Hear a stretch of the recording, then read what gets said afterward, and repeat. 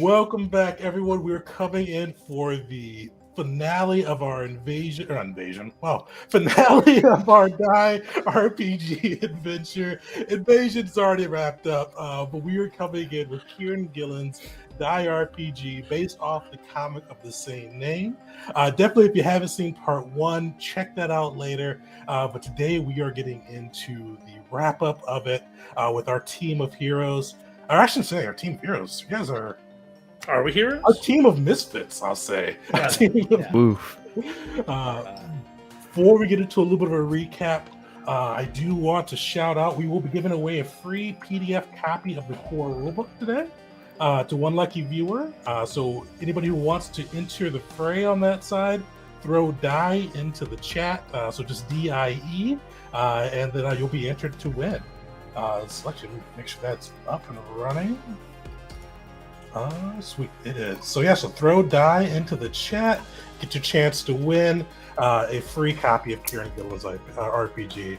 Let's give a little bit of a recap. So our misfits that were pulled from the real world, we had our D12, the only D12 in the game, Joey, the Binder of Gods, a roadie who had been touring around the world, but most importantly, the writer of the band, the one that kind of filled in with the keyboard spots, but the writer who had stopped writing and had started just following the other bands and their dreams rather than pursuing his own.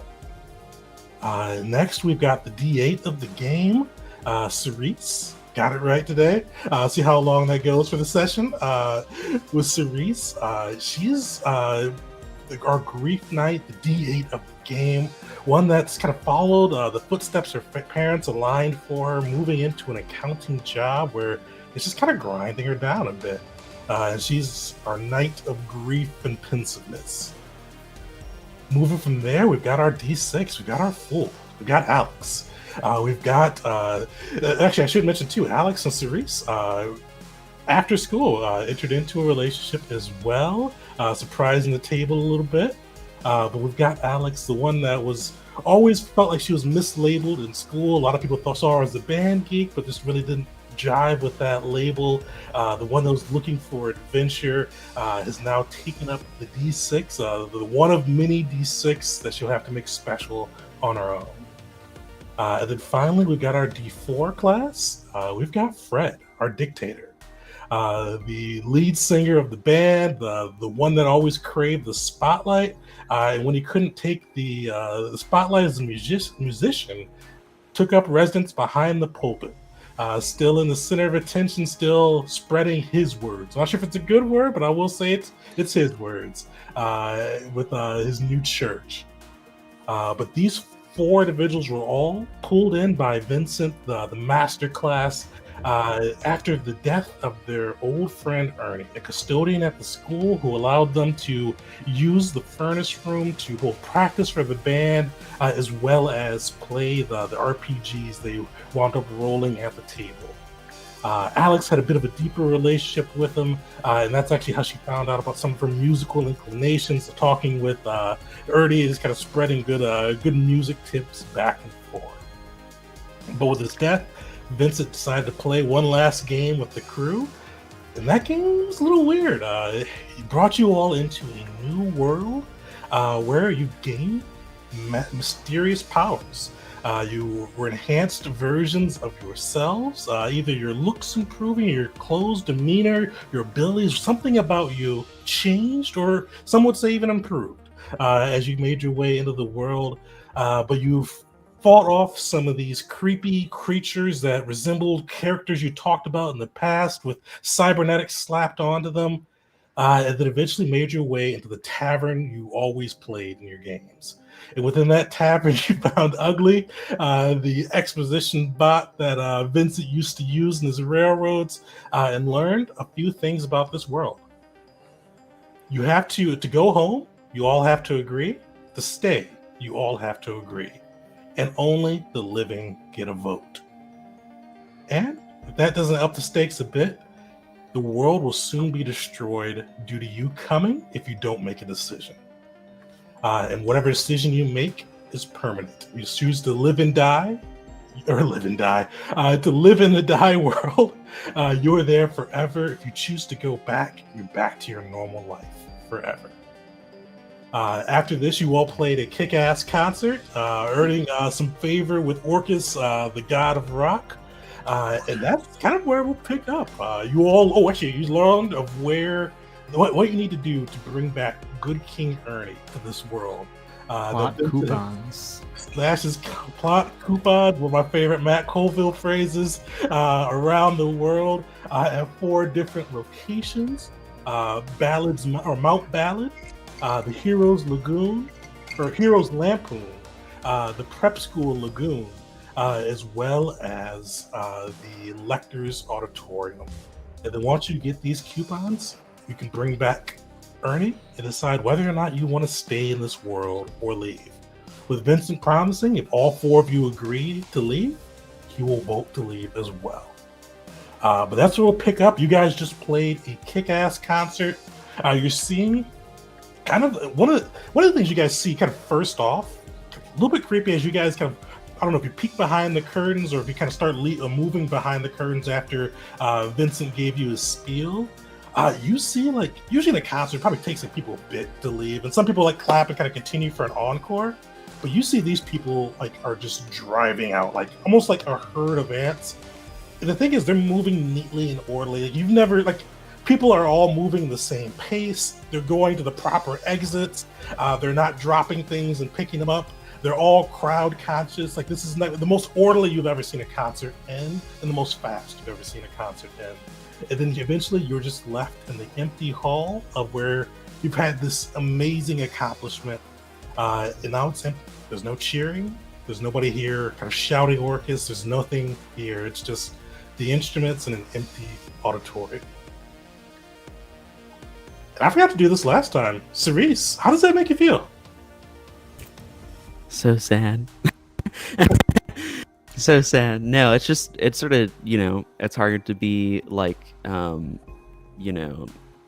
sort of at like this peak and then immediately have the wind just like strip from your sails, both because of the spiel and also because of everyone just sort of screwing off immediately. Yeah, they didn't even yell for encore. Isn't that kind of weird? We gave them all they could handle. Yeah, you saw that, right?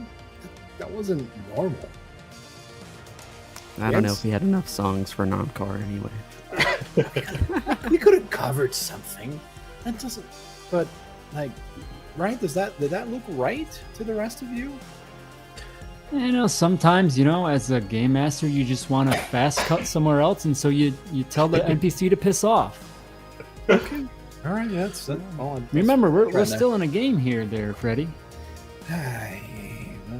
Fucking weird game, but as far as I know, it's still a game. I was having fun with it, though. I would have gotten one more. Oh, yeah, Speaking of game, do you only think you have the power to control people, Fred, or do you have the power to control them? Boy. Are we talking like game mechanics, or is this like a bit of a deeper look into me? Because yes to both, I think.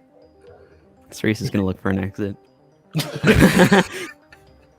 I mean, it doesn't. I'll be honest. When I asked, Eugene, Marco, the bartender, Harley, Brunel, Billy. Yeah, Brunel. When I asked Brunel to give me that drink for free, I don't know if you guys were paying attention, but like his body was happy to do it, but it like through his eyes, he was afraid of me, he hated me, and it was this weird mix. I mean, it was nice getting what I wanted, but as soon as it was over, it just snapped right out of it. And so I think so. I mean, I could make you do something, and then we can just kind of like call it there. I don't know, nothing crazy, like, bring me a napkin or something, and then try your hardest not to bring me a napkin, and we'll see how hard it works. Vince, no takers. Nope. Vince, you designed that? Oh, Vince popped out after the concert. Oh, you're right. He did, yeah. Yeah. So, Vince designed that? Seems a bit of a flaw. I mean, I guess he wouldn't want to make me too powerful. I mean, I know I can do that with my voice, but Now, if we all want Anna here and he's the only outstanding vote. well, I mean, he said He said that he'd agree. I know, he said he would. Yeah. Yeah, he is a lot Fair. taller here. Well, I thought we had maybe considered heading to the auditorium first. Yep. Yeah, it's a good Yes. place as any. Yeah, but head to Hannibal's auditorium and find out what happens. You feel the world just shake a little bit, like just not like an earthquake, but just like a little like tremor going through. Is that him telling us to hurry up, or he doesn't like it when we call it Hannibal's auditorium? Both. We need a plot Remember- coupon for the plot coupon. Yeah. Yeah. You remember how the table would shake a little bit when we would irritate him in real life? His leg would bounce up and down on the table, causing disturbances to the dice because we were driving Vincent crazy. Do we know what... We don't know anything other than these locations, right? Not we no further info on what we're going to see when we get there. Yeah, you don't have anything else outside of the locations, and that Vincent himself is holed up in Imperial City. Okay. Is there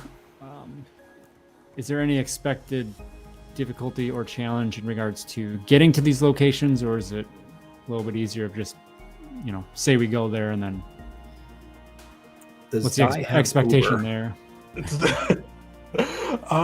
No Uber. You guys wouldn't have a good balance or a good idea into that. But there is always your old good friend Ugly. Who? There is also one thing you should all be aware of. That concert that we just did. Yeah. Well, it gained us favor with my buddy Orcus, the god. He owes us one. Yeah. Do we want to cash it in on like with essentially a MapQuest search? No, we don't, Fred. And actually, let me re-clarify. Well, Orcus owes me one. Oh, well, okay, But sorry. you helped by growing his name here during the concert. This could go a couple of ways. One, we could see maybe I can gain some more favor out of Orcus. Or we could use that at the opportune moment. I say we go to the auditorium and maybe see what's going on before we figure out how to cash that in. I'm game. I'm good for that as well. I think first things first, we go back to the tavern and get ourselves some directions, eh? Yeah. So, if we step outside, what does the world look like? Oh, definitely. So if you look outside, the world looks pretty. Like for the first little, probably it's pretty hot. Like you get a good straight shot between buildings here, because this looks like the fantasy town you guys always started in.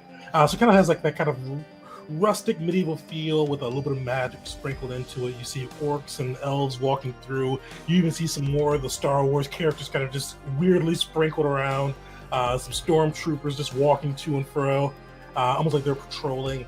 But when you look past it, the world looks weird. Like probably for a couple miles, if you get a straight look, this kind of has that fantasy village vibe. But past that, you see just mixed matches of things.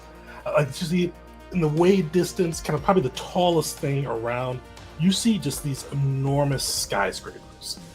Just bigger than the Sears Tower, bigger than Empire State Building, bigger than anything you've seen in the regular world. The Star Wars fans of you would probably guess this is Imperial Center. You see kind of the Coruscant skyline and just kind of those tall buildings in the distance. That's where he's holed up with the most pretentious of henchmen, Grand Admiral Thrawn and Xanatos. And you see kind of around you, see to the left, kind of in the way off distance, this huge mountain, like almost Mount Olympus inspiring, just this ginormous thing. You see crackles of thunder. You see kind of these little mini, you'd almost think it's a volcano, but you see these little mini like bursts. But from the distance, it's really kind of hard to gather what it is. To the other end, so from that, you see like this just hazy, foggy area. It's almost like, it looks like it's sap's color. It almost looks black and white as you look at it. This hazy, foggy, like mist coming off a swamp.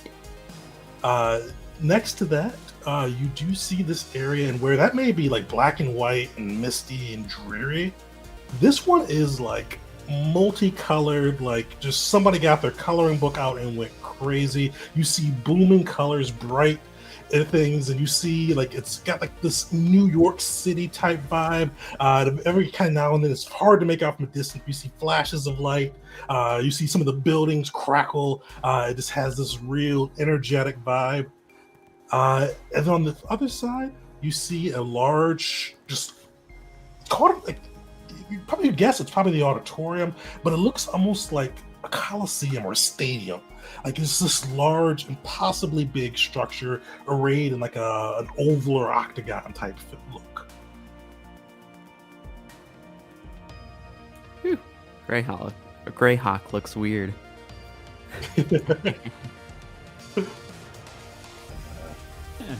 Candyland seems fun.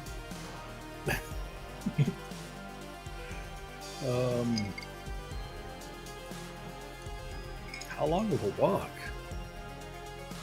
You see Ugly just burst out the door, like not even burst out the door, like he's running, like almost like a power is throwing him out the door, like as he's like trying to jog along. He goes, "Hey, it's me, Ugly. Hey, Ugly. Boss wanted you to know a couple things. Just a couple things just to know in the world. Big thing. You know those creatures you fought downstairs? Yeah. Okay. Yeah. So Boss wanted you to know two things. He made this world.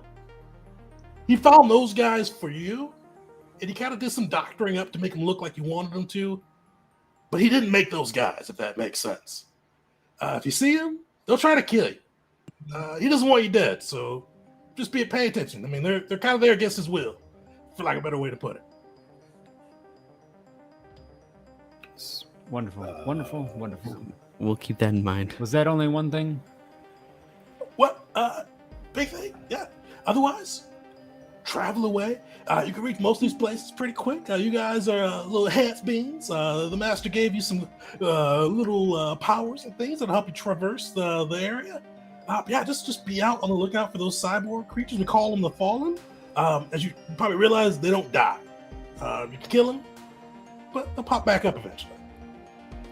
So just be aware of that, and make sure you get those plot coupons. Remember your good old buddy Ugly saying it that way. So if Vince didn't put him, the boss didn't put him there, then who are they?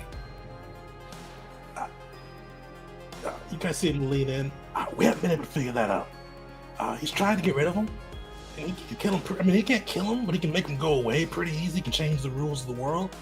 But no matter what he does, I mean, you should see it. One day he and Grand Admiral Thrawn, they took a Star Destroyer out and just started shooting at him. But next day, they're right back again. Awesome. Okay. Well, the fight's still off. He wants you to know it's, I mean, maybe you guys, when you come together with the whole band, you guys can figure it out. Perhaps. Bobby, we are looking for a fast track to Hannibal Lecter's auditorium. What would be the best way to do that? You see, like, he twitches twice. Like, you see the first twitch, like a minor one with Bobby. When you Hannibal Lecter's, you see, like, just, like, glitch out. And he goes, Ugly? Boss Lecter is like a speaker, like Lecter, just go in front of a podium and speak. Not Hannibal Lecter. He didn't like that movie. He thought it was pretentious. Wow. But yeah, you just go. I mean, you see that big mountain? Just watch out for the fallen, but you can just go right there. We'll just click our heels 3 times and we're there, huh? Yeah, I mean, if you want to, I can ask the boss if you're making a yellow brick road. No, I think we're good. Let's go. Can the boss give us a high-speed train to the top of the mountain? I mean, he wants you to see the world and feel it, but yeah, you'll get. I mean, you get the mountain, and he said he thinks you may like this mountain, Joey. Big Rock Candy Mountain. Of course. He goes, well, you know what?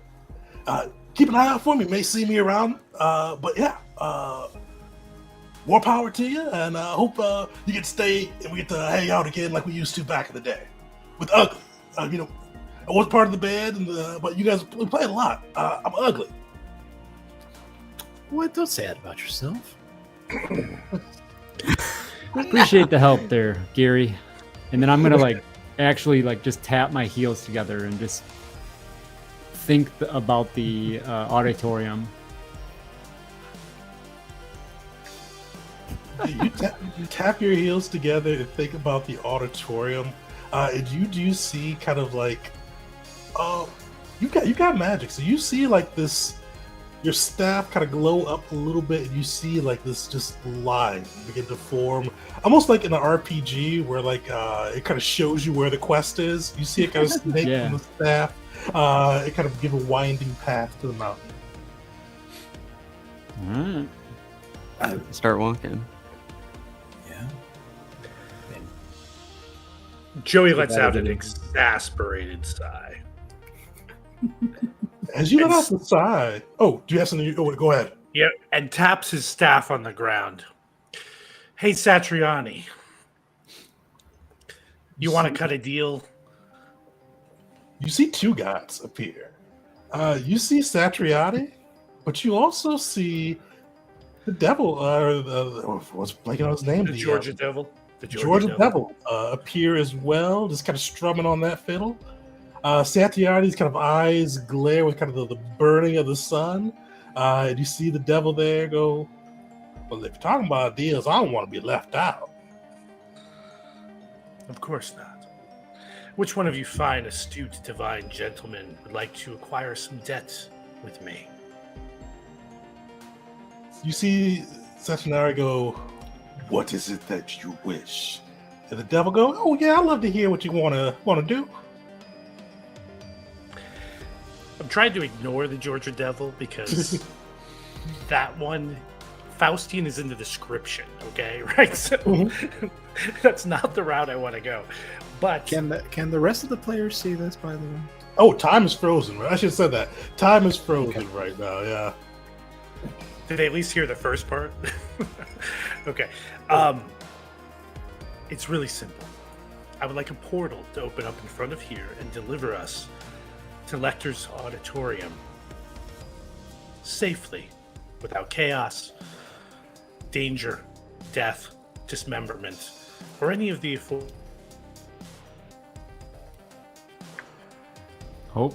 The time really did freeze. Did you get all of There that? you go. We got chaos, death, dismemberment. I'm not sure if anything you said after that. Nothing, no maladies whatsoever. Safety, safe passage. Oh, In the span of a moment. You see the George Devil. Oh, that sounds like a little bit of a board favor. But you do see Satinari look and go, it could be done.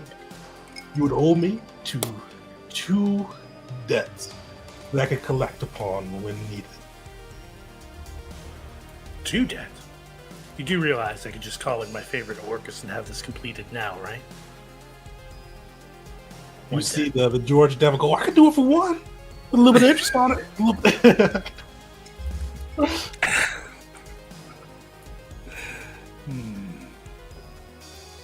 Satinari goes, if not 2 debt, I want a memory. What is a memory you hold dear? I will trade it for your safe passage. one debt and the memory. It is done. So then, I think the memory that he rips out of Joey's head is actually this one year, probably I think it was 17th birthday. The band got together and did like a surprise party underneath. We were supposed to be showing up for band practice, and a bunch of people were there that the band had put together for Joey's birthday. And this is really important because Joey really didn't celebrate his birthdays. But this was a super positive moment in his life, and that memory is now gone. You see the memory as you kind of rip it up. You see the Satinari just kind of flame and light licking off of him. He reaches out, takes it, and just eats the memory. You see the George Devil go, "Ooh, I don't know if I'd have been that mean, but I'm here if you need me." And he pops away, and you see this just fiery portal just whip open in front of you, and you see kind of flames licking out of it. But on the other side, you see this just massive auditorium. Oh yeah, and time unfreezes. So you guys heard Joey go, "I want to make a deal," and then all of a sudden this portal appears.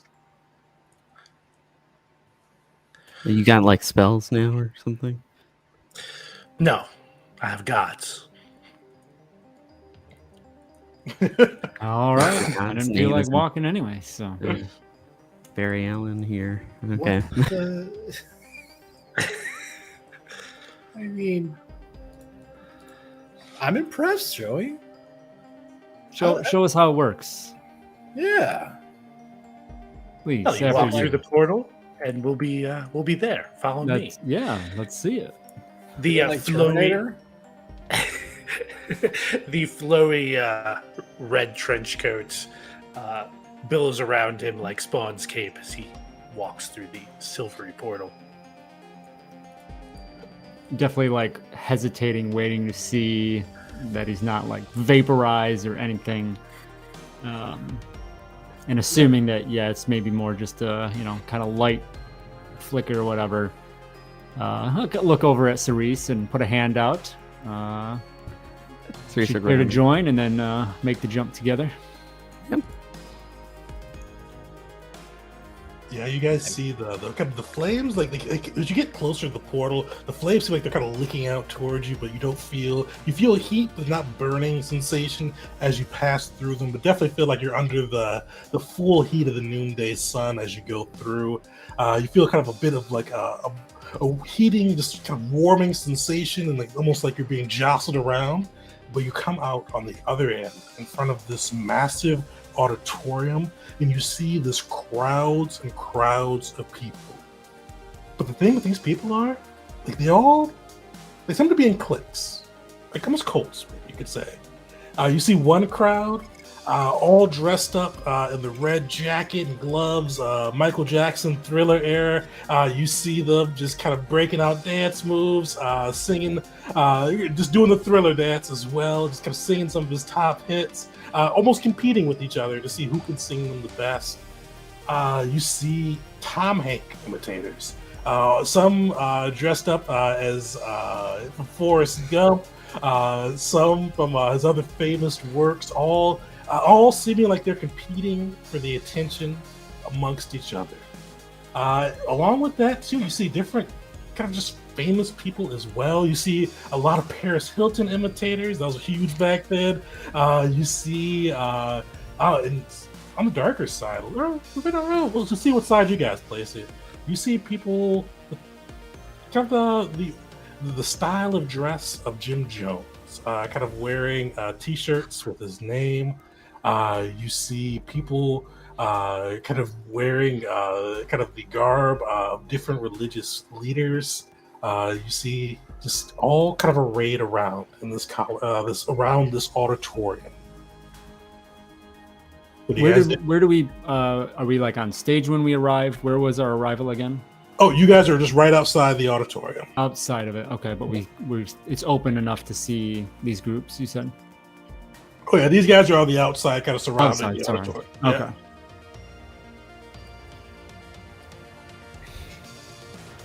No, quite a collection of individuals here. Certainly doesn't shed any further light on what the hell we're supposed to be doing. Jim Jones. Feels like an odd choice.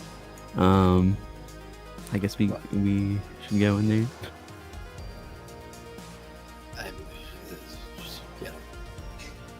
Don't take any of their drinks. Good call.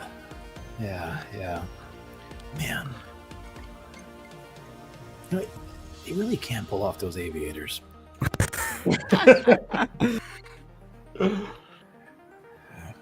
I mean, Does it seem like there's a clear path into the auditorium?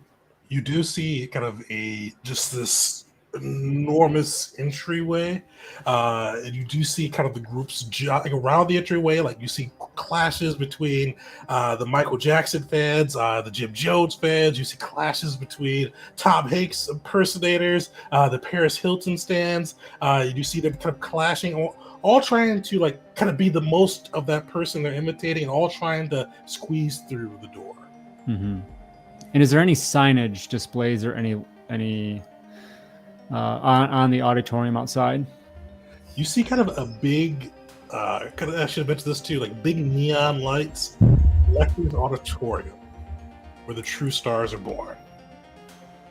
We walking into like an America's Got Talent type thing? gosh. American Idol back then? Perfect. Oh my goodness. Con. Gosh.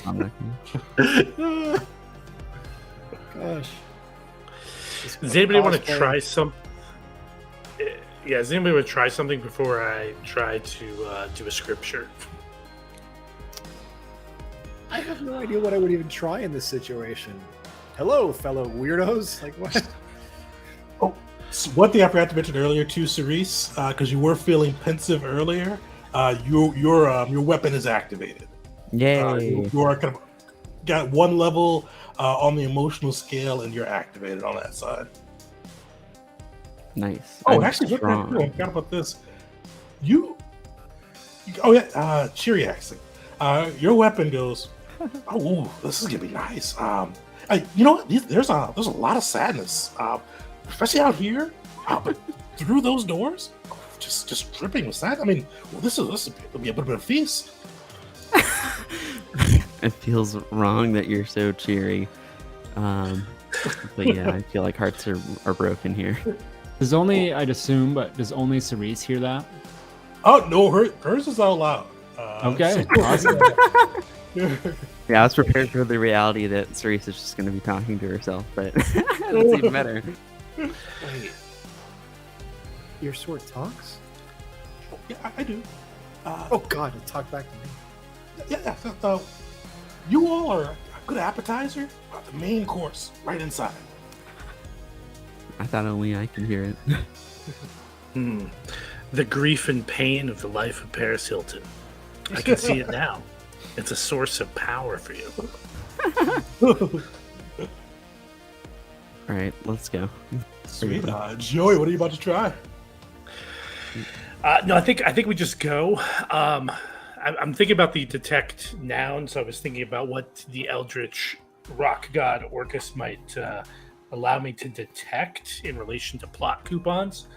But I think I'm going to hold off on that until we really need it. Okay. Sweet. You guys move closer to the door. You see these various groups fighting. One of the things is you guys get closer to kind of start pushing through the throng. Some of them start looking at you. You see a Michael Jackson person go like, hey, you guys can't cut. This is our turn in line. And you see like they start to turn their attention towards you. What do you guys do? I look at the nearest Michael Jackson impersonator and say, back off, or I'm killing Bubbles right now. Oh, you gotta say beat it. Come on. Beat it. Beat it. Sweet, give me a charisma roll. With a charisma pool. Okay, charisma.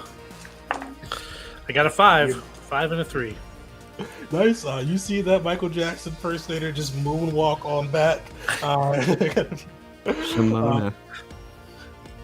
But you do see kind of others still glaring at you. You see some of the Tom Hanks guys glaring, some of his more action-y roles. The Jim Jones guys look malevolent, especially as you guys get closer to this door. I have, now that I'm activated, Yeah. I have my stance that's hanging out.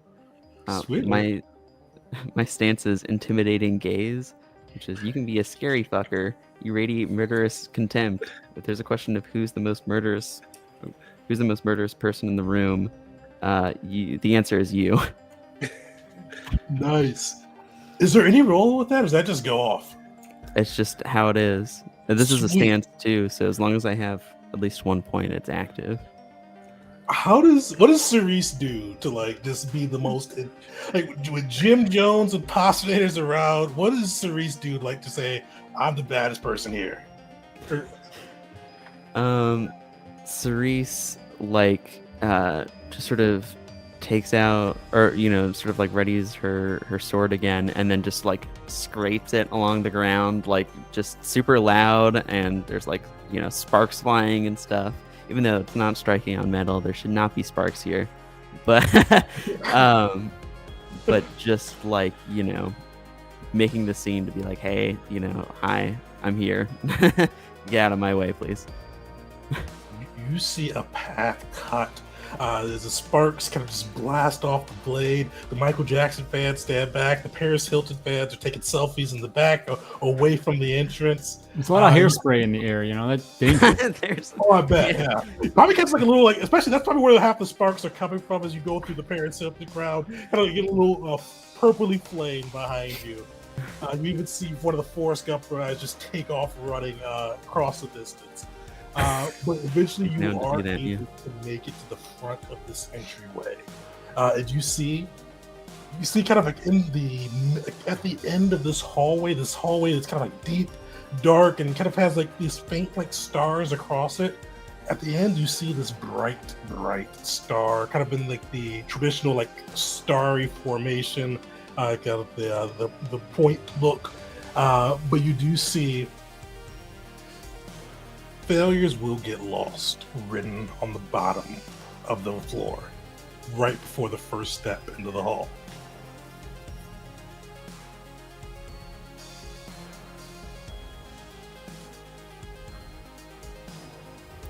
Oh, that should be fine. Yeah, we're not failures. We'll be all right.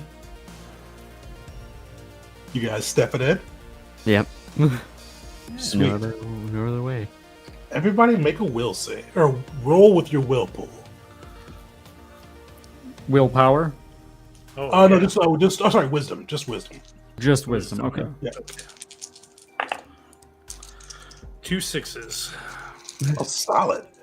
Those are 2 2s, so fail. I have a single 5. All right. Out of 3, I'm adding another circle to my fluke dice. Nice.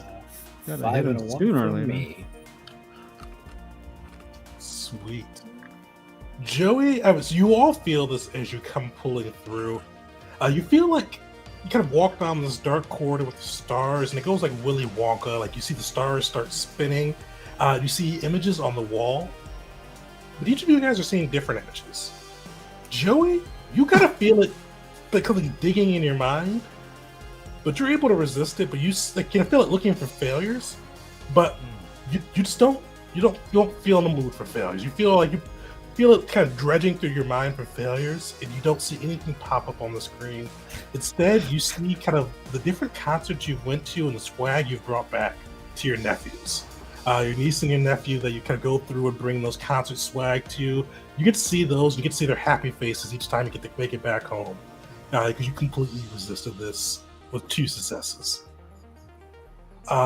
Alex and Fred, you guys both see your failures displayed upon the wall, but you're able to look away. I mean, depending on what you guys want to do, you're able to look away if you'd like to, but it's not like all-consuming. You kind of see them, but you could turn your head, you could fight past it. Actually, I'll ask you guys. Alex and Fred, what do you guys do if you see your failures? And if you want to add, what's a failure that they see?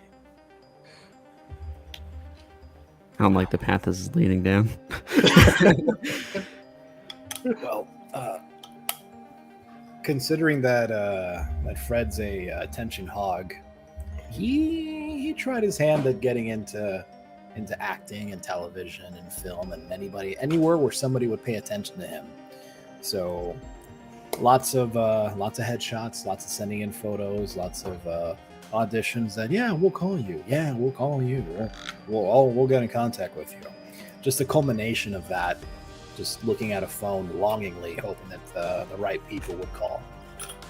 So lots of sleepless nights or wasted days being by a phone that never rang. Nice. Does he keep watching it, or does he look away as he kind of sees yourself just kind of day after day staring at your phone? Probably a landline at first, and cell phones when they came out. Yeah. That never happened. I like it. I don't remember that. No, not one bit. Not me. Somebody else. Yeah. Alex, do you look away? Do you keep looking? And if you have something, what do you see? I think my something is I would say the expectations of that my parents had for me. Screwing off in school didn't help that, and they certainly had a different path. Not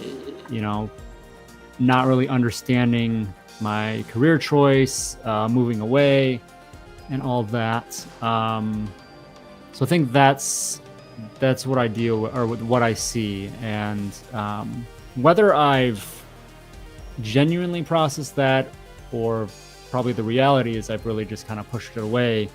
I think that's what I continue to try to do here, is just like push it down and push it away to ignore it for the time. Nice. Cerise, fortunately, you are almost overcome with whatever this failure that you've seen is. You're not able to look away. You see this just playing out, and all the glory or gory detail of whatever this failure is, the one that haunts you, that memory that whenever you're trying to go to sleep, you remember it and just feel that just that anxious embarrassment or shame. Cerise, what do you see? Cerise sees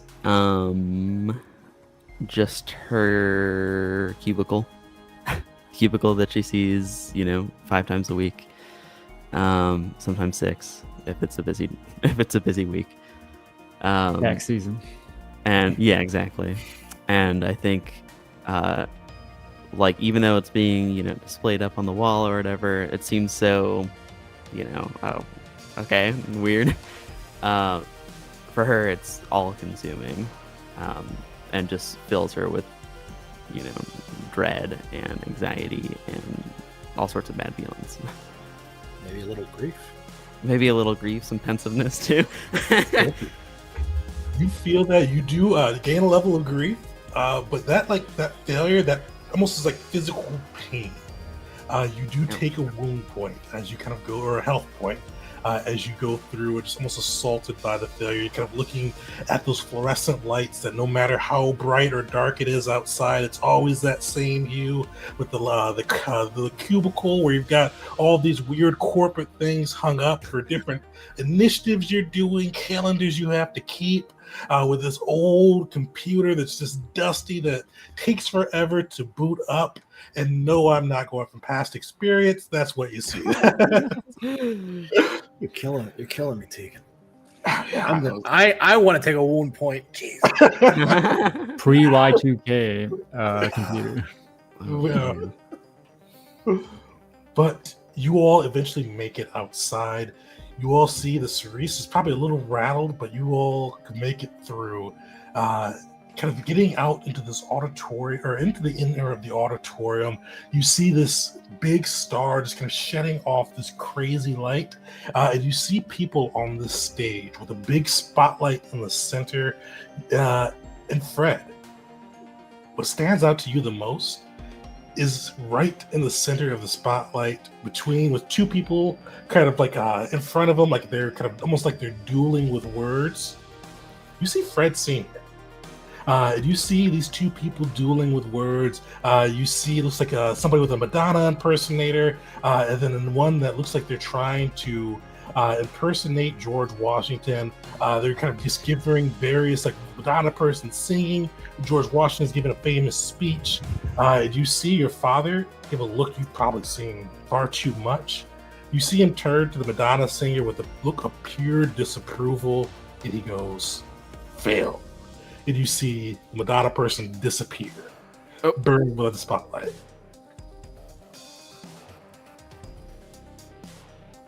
You do see, though, there's nobody outside of. You kind of see the George Washington person back off, but you don't see anybody else kind of entering the spotlight right now. You just see kind of your dad sitting in the spotlight, almost as if he's waiting. What's he doing here?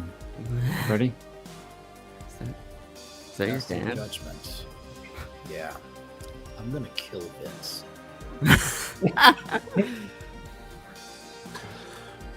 What the?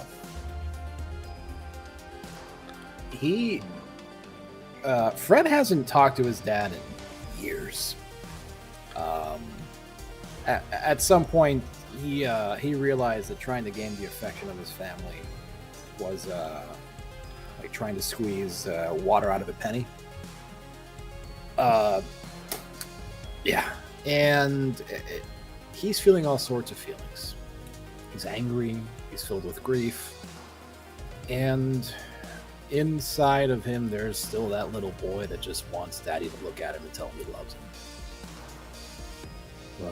But he's buried under a lot of anger. It's like, well, this is gonna look around, and I guess you'll tell a group if this is Vince's idea of therapy. I have no idea. Hi, Dad. You see your dad turn towards you. This look, not the same look of like contempt he had towards the Madonna singer, but just this not blank, but busy expression. The expression you got, like when you were like he's reading a newspaper, you tried to get his attention. When he was trying to work on something, you wanted him to play with you. Just that look of like, I've got better things I need to be doing. He kind of turns it towards you. Doesn't say anything yet. All right. Well, I'm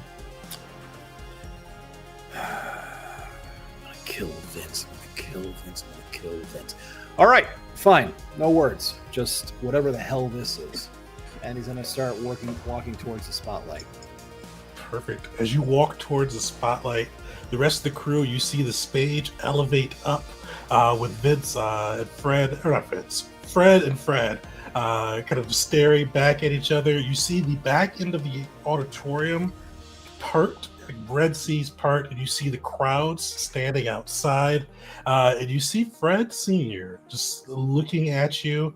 And you see, as you get closer to him, you see he's got kind of his usual suit on, but you see kind of where like the breast pocket would be, where probably used to have like a handkerchief. You see a spot with an empty D4. Like where a spot where a D4 could fit if he had one. Huh. Well, fancy meeting you here.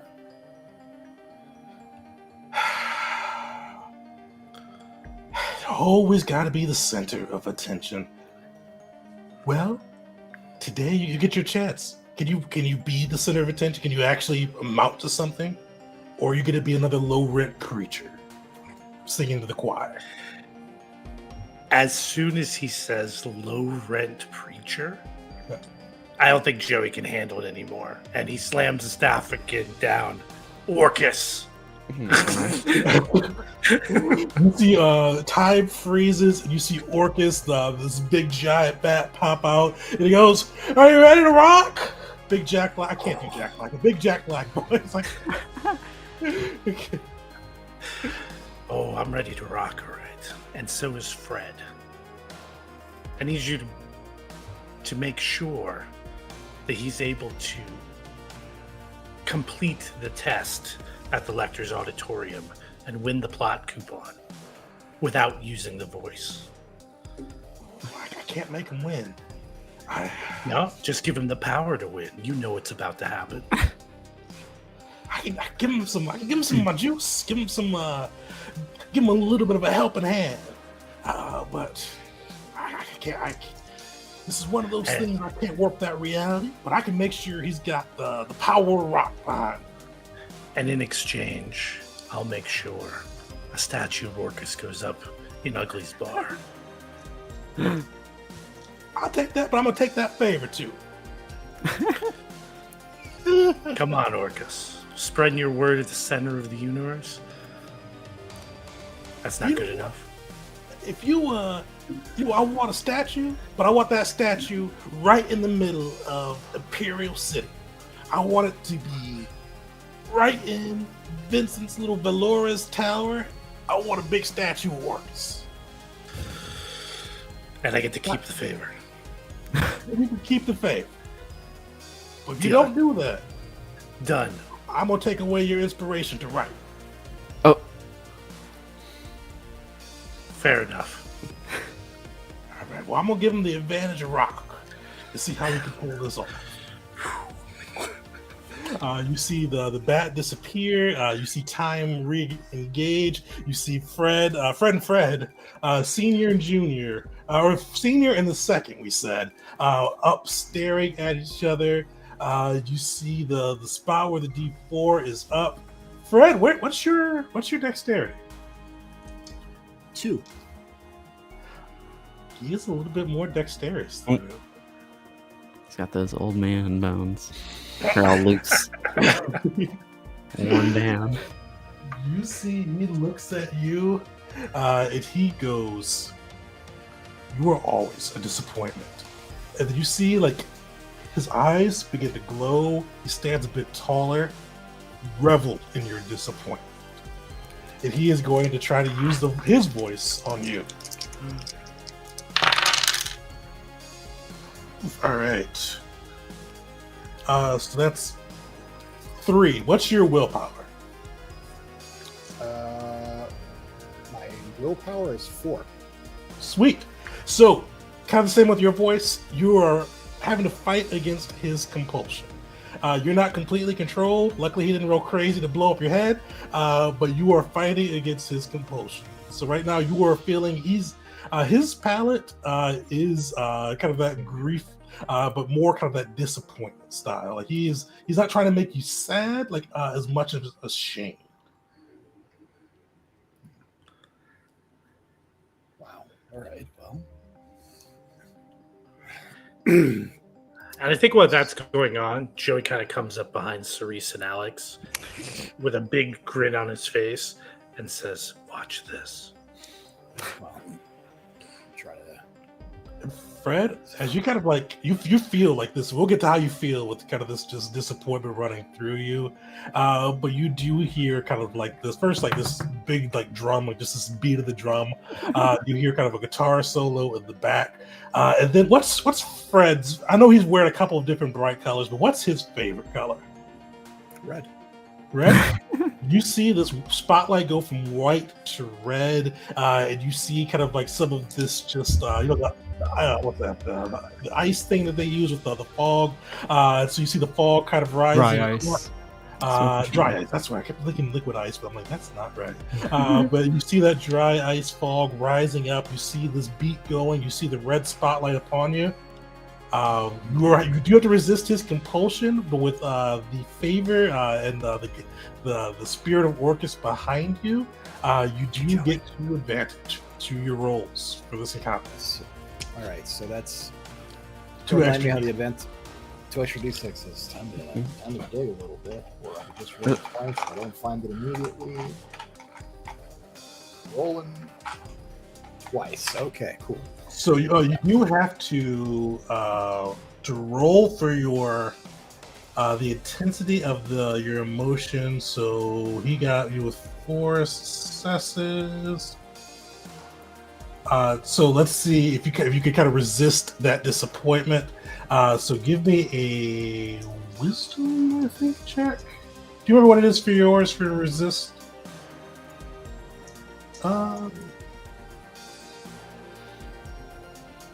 Yeah, complete control of intensity exceeds willpower. So willpower is a combination of wisdom and intelligence. So, oh, so it is whiz. So it's at the bottom with the intensity and effect. So you've got to be a 2. So you -2. So you lose your advantage for this one because you have a 2 intensity. So it kind of cancels it out. But you get to roll your wisdom. You just need 1 success there to cancel it out. Well, that's a 6 already. 3, 2, and another 2. Nice. Jeez. Yes, you cancel it out. You feel like this. You still feel it kind of tugging at you. This disappointment, this shame, but you're able to resist it. And what does Fred do? What does he do in this moment? I'm gonna make you do something you never did. Accept me as the action, like the son I should have been. Like, nice. I can't do the spoke next to it, right? The little thing. So that's how it works. Ecstasy and admiration make love. Because yeah, we'll say that. I mean, yeah, if you want love, because that's right next to your spoke. I'm not sure exactly how that works, but we'll say it works that way. All right. Well, pretty straightforward. Love me. Nice. You see the spotlight just grow brighter and brighter around Fred as the voice activates. And roll this. Let's see how this comes out for Fred. And that's an. All right. So I have a 6, a 5, nice. a 2 and a 1, a 4. On the D4? D4, yes. And then I roll another 2, right? Because you got the power of Orcus behind me. Oh yeah, roll the power of Orcus. Oh, jeez. And another 6 and a 4. 2 more successes? So that's 8 successes? Alright. I think I just killed my dad. This worked out. I love when the dice cooperate. Remember Joey, those? before I started? Yeah, the D4 successors. Remember, they can go up or down. Right? I forgot about that. They don't always add. You can also use them to subtract. Do you want to subtract the D4s, or do you want those to ride? Fred's dad was a piece of All right. Yeah, honest. I mean, after a lifetime of being ignored, and just all the good things were ignored. It's like, oh, hey, I'm in a band, Pop. And it's like, yeah, well, go do your homework. And also don't call me Pop. You know? I'm thinking after a lifetime of that, after trying to win his admiration, going no contact, and then finding him here. You know what? Maybe Fred wants to be a better person. What'd you roll the D4? The D4 was a 4. 4? Okay, yeah. So I don't know if I think that would either make me fail it or like really succeed at it, right? I think you can go 2 up, 2 down. Like you can use them to cancel, or 3 up, 1 down. Like can you do it that much? I'm trying to find that page.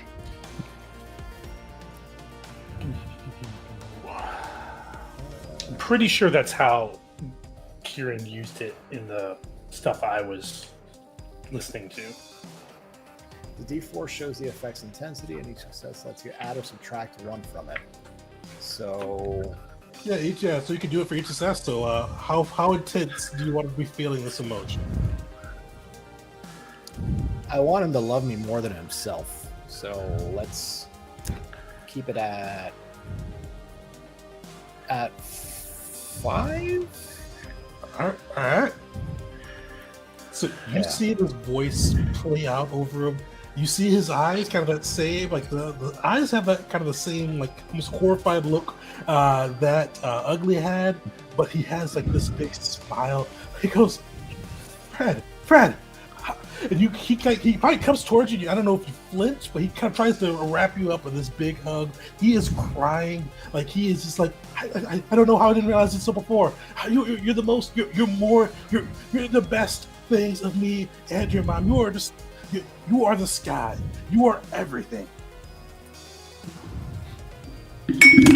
Like Fred's kind of losing his shit, and like he's like mouthing the words like "fuck you, Vince, fuck you," just losing it because like he knows that this isn't maybe not real, but it still feels really good to hear. Ah, man, he's gonna ride the moment. He's gonna hug him back. He's needed this for 20 plus years.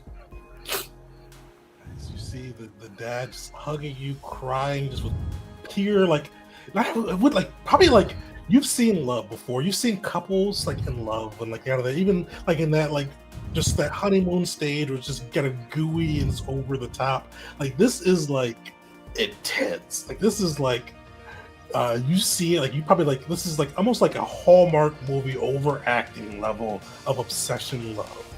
Like he is just truly beyond what you'd expect for the love, and you see that, and he goes, "Well, son, I need to give you this." And you see him pull out a poster from his pocket. And I'm gonna let you guys, as a group, describe what's on it, but I'm gonna give you kind of the cue behind it. This poster was the concept art of the album Ernie always wished he could make. So when you guys are down there in the furnace room with him, talking music, Ernie kind of told you about the album he always wished he could make, but either through talent, life circumstance, whatever it may have been, he never got the chance. But he's like described this to you. Like you've never seen it drawn out, but he's described it in vivid detail to you. What's on that concept art? I feel like Alex has to describe it. Right? Oh, yeah. 100%. That's fair. Yeah. Sorry for the pressure. Sorry. It is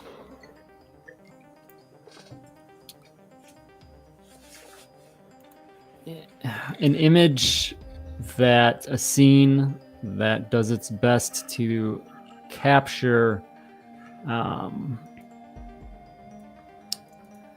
not escape, but kind of escape or release. I think he felt a little trapped in a situation, and so maybe it's like out in a field or like a jungle or something, and it's this large animal cage, and you can see that some of the bars are kind of bent and beat and attempted to try to break out, but there is like the lock is busted off and the cage is flung open, and you can just see maybe a trail of not very defined, but footprints that lead off out of scene there. Nice. You guys see this in like that same vivid detail that Ernie described it right on this poster that Fred Sr. gives over to Fred Jr. or the second. And with that, you see like Fred still like and I should mention with the voice, it lasts until you use it on somebody else. So this compulsion won't end until you reuse that voice.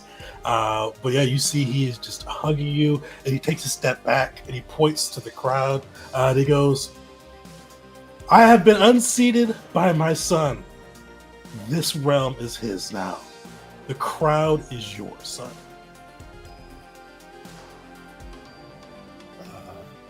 You see the crowd cheers, screaming your name, Fred. You see all of the kind of the imitators stop fighting amongst themselves. You see all of those famous people that they tried to make it that haven't, looking at you on this raised podium with the rock of Orcus still behind you, cheering. Thanks, but I don't even know what this is. And you see a coin go up into the air.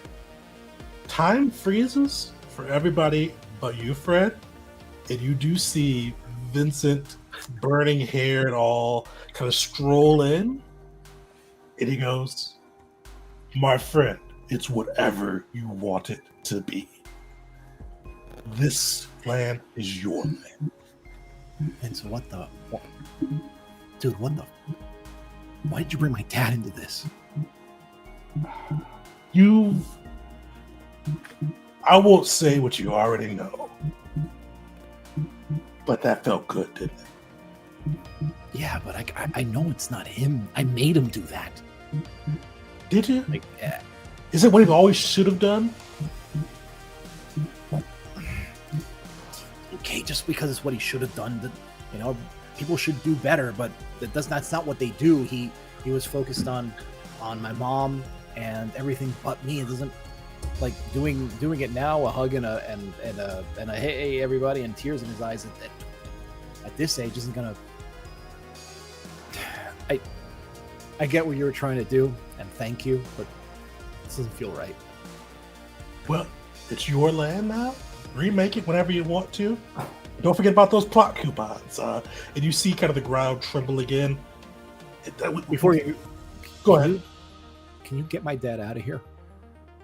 You don't want him here? Oh, Jesus, no. You see him kind of snap. He's gone. And you see Vincent before he fades away. See you at the tower.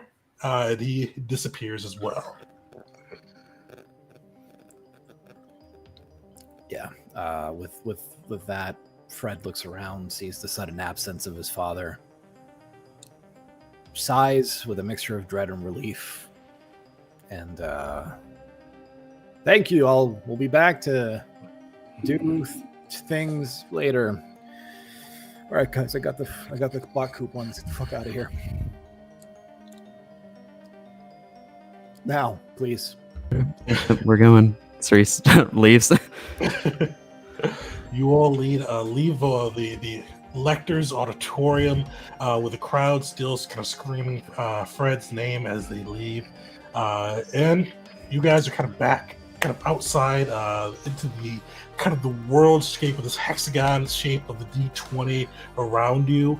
You do see Heroes Lampoon is closest, but there are you still have the Prep School Lagoon as well as Mount Ballad. Mount Ballad is probably the furthest from it. Well, seems we are in for quite the remaining pit stops here. Yeah, I'm no mathematician, but outlooks don't look good. Well, I say we just knock them out in order. Get this shit over with. Yeah, Heroes. 100%. The Heroes podium looks closest. Let's do that. What is Cerise and Alex's reaction to what Fred's going through?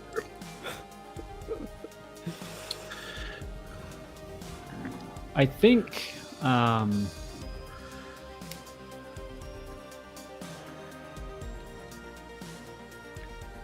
Alex is a little difficult in how she wants to respond but doesn't know how, and it's almost awkward, I would say. So she's just kind of it's awkward.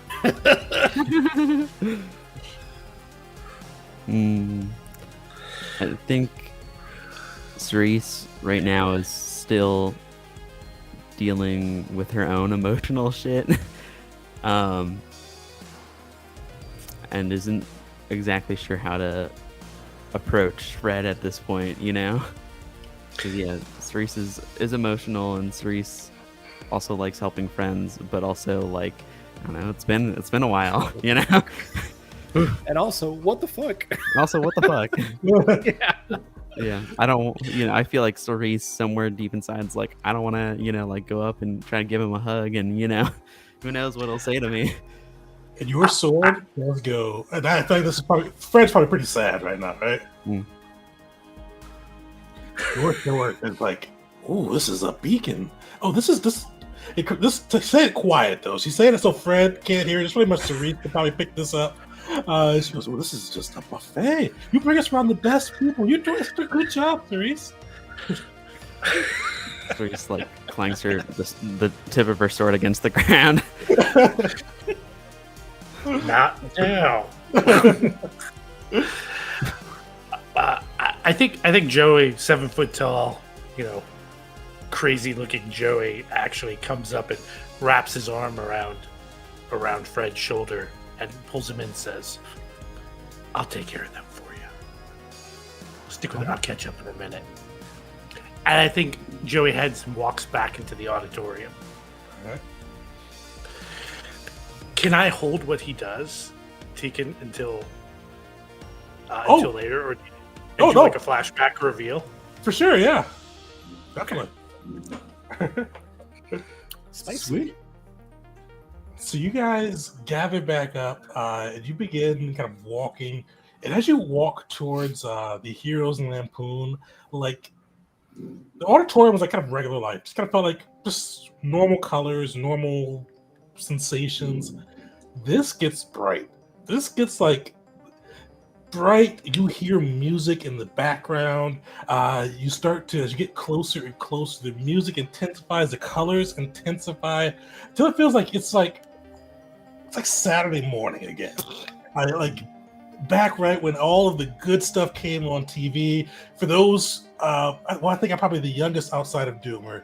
But like Saturday morning cartoons on Fox, like back when it was like we're walking into Toontown in Roger Rabbit. That's what I'm seeing right now. Yeah. All the cartoons are coming out.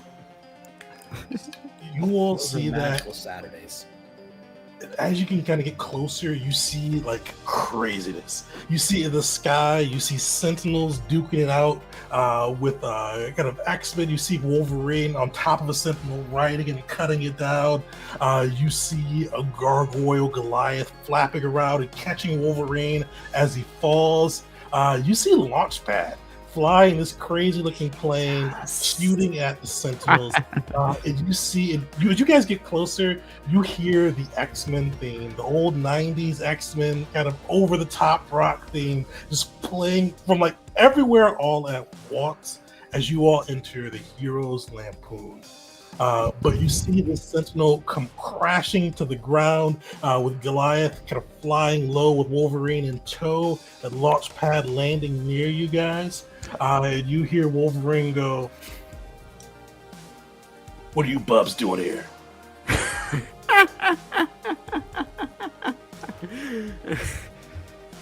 We're looking for something, Logan. Do I know you, bub? No, I don't think you do. But I'm on your side. Well, we got a lot on our plate today. You see him kind of pop his claws. Somebody took Samson.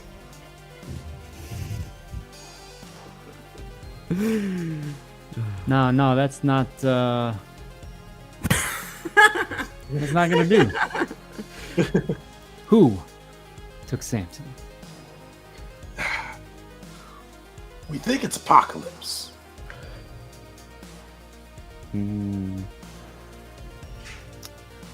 Wonderful. You see, bringing up as one of his horsemen. Don't know what he's doing with him, bub. You hear Goliath go, "We're not sure what he's doing, but we do want to rescue him. Are you all heroes? Are you willing to take the charge and help us free him from those vile myths?" I don't know if heroes is the appropriate name tag yet, or if at all, but if it means rescuing my dear Samson, you can bet your ass we'll be behind you on that one. Yeah, anything to forget the last fucking half hour. Yeah. Heroes don't curse. Flipping half hour. Yeah, that's what I said. Goliath and Ducktail or Launchpad nod. You see Wolverine goes, "Bub, I curse all the time." I'm just kidding. Okay, Wolverine. But you see this kind of crazy landscape. It looks like New York City, just like kind of like out of all like a hybrid of all the different animation styles. You see kind of a mixed match of the X-Men, the Gargoyle style. Just really kind of feel like that Fox Kid '90s style. It goes kind of points to the Empire State Building where you see this big kind of giant like pyramid type energy sphere. And one of the things to kind of find interesting as you see this sphere, you probably recognize like this is something Apocalypse has done in the various mediums, but you see like different things you expect on like the sphere or the pyramid on one side has the Facebook logo. On the other side, you see MySpace. On the other side, you kind of see it spinning, and you see was Twitter around in the early thousands. I think it was, yeah. Close Real enough. young, but I think it came out in 2009. Am I crazy? I'm not sure. We'll say LinkedIn. I think LinkedIn's been around forever. I forgot how that like 06 for Twitter. 06? Yeah. 06 for Twitter. Oh, it's still past us, but Yeah. I don't Oh, I know think what we're else it would have 07, I been. thought. I thought we were in 07 as well. Oh, Yeah. no. Okay, you were good. Yeah. YouTube Right. would also be around. Oh yeah. Yeah, so you see Twitter, you see YouTube on the other end, and you see it just kind of spinning around. One of the things you kind of get a better look at some of these Sentinels too. You see they're bearing your company logo. With your company, what's the logo that you work for?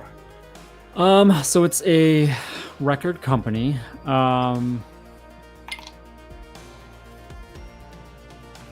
It's just like it's a modern take on like vinyl record. So real simple, just that, and then whatever the name is.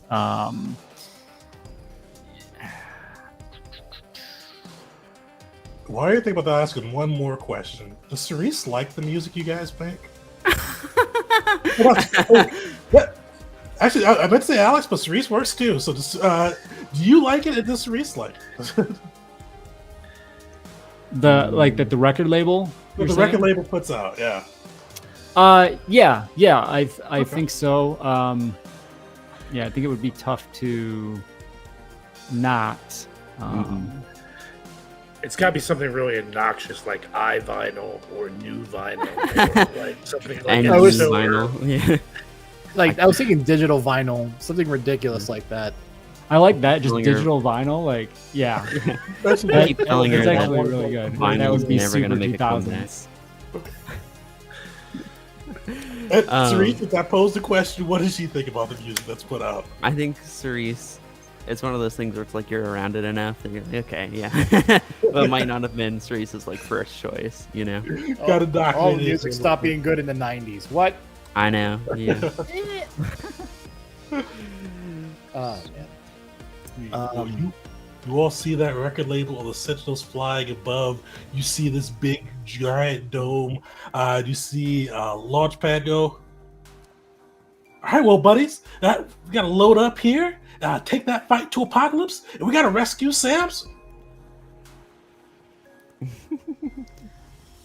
Absolutely, Launchpad.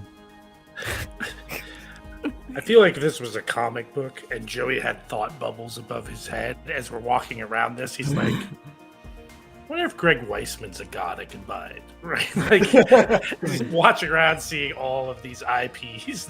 I'm like, is Max? Are you gonna get on that plane of his? Fred, I do not know what's going on. Let's go. So there's a pilot seat, a co-pilot seat. For those who are daring, you definitely kind of sit on the wings.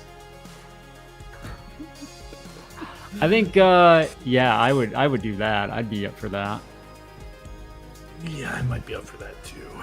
I think Fred would just want to sit at the front because why not? But he's gonna try to light one of those cigarettes he liberated from Cyberspike Nice. Then to try to quell his nerves from the like weird shock therapy he's just been put through. God, rummaging for a bottle of bourbon stuck away in that damn. Man, that's weird. I don't think get in that headspace. Oh, it's good. It's good. I don't think Joey can Oh, froze again. Oh no! about boarding. Oh. No! No, you're good. We got you back, I think. We're There back, you go. yeah. Yes. Hey. What is going on with my connection now? Come on, Elon. We like Twitter. It's okay. I'm sorry, I'm on Starlink right now, and it's yeah. Anyway, has not failed me before, but that bit that George Carlin used to do about boarding planes, where it's like, you can get on the plane now, and he's like, no, Evel Knievel can get on the plane. I want to get in the plane, right?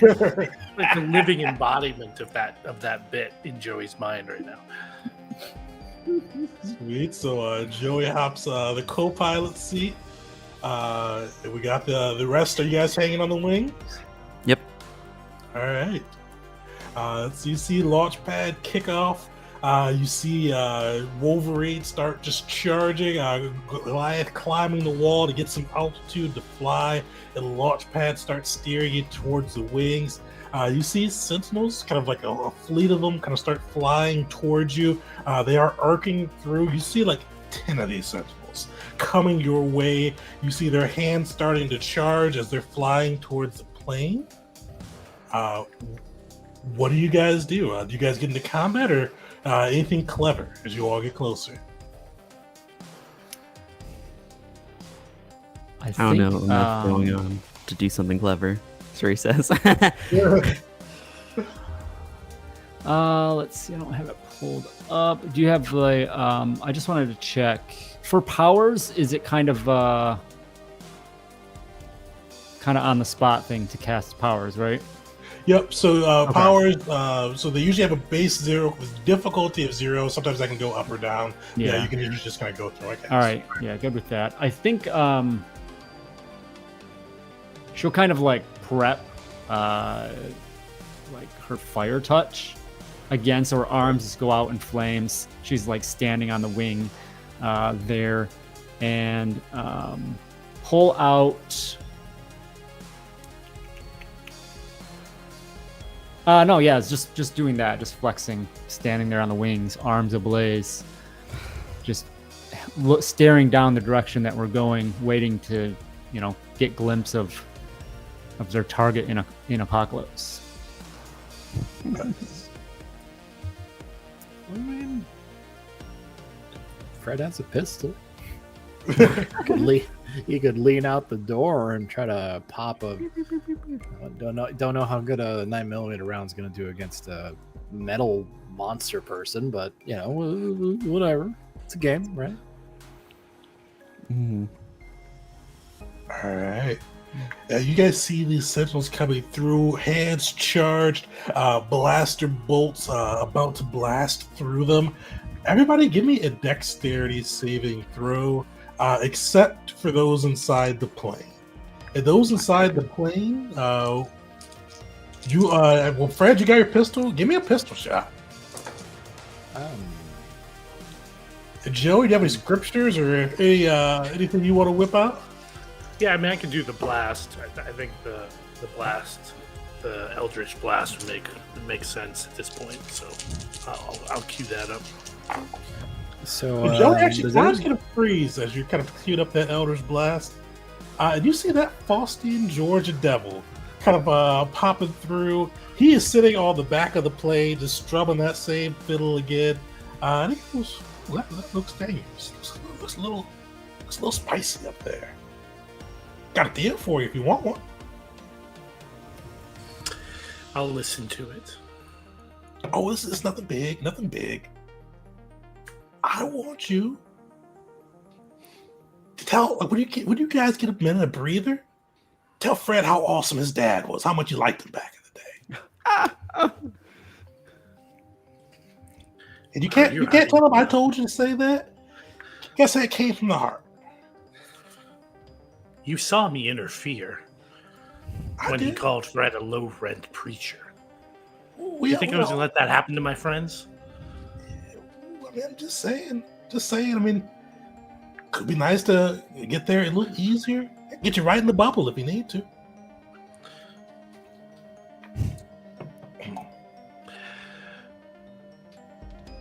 You know what? 3 favors, you got yourself a deal. Oh. 3 favors? You're talking about breaking a lifelong friendship here and causing a mass amount of grief to Fred and probably Cerise when she sees me do it.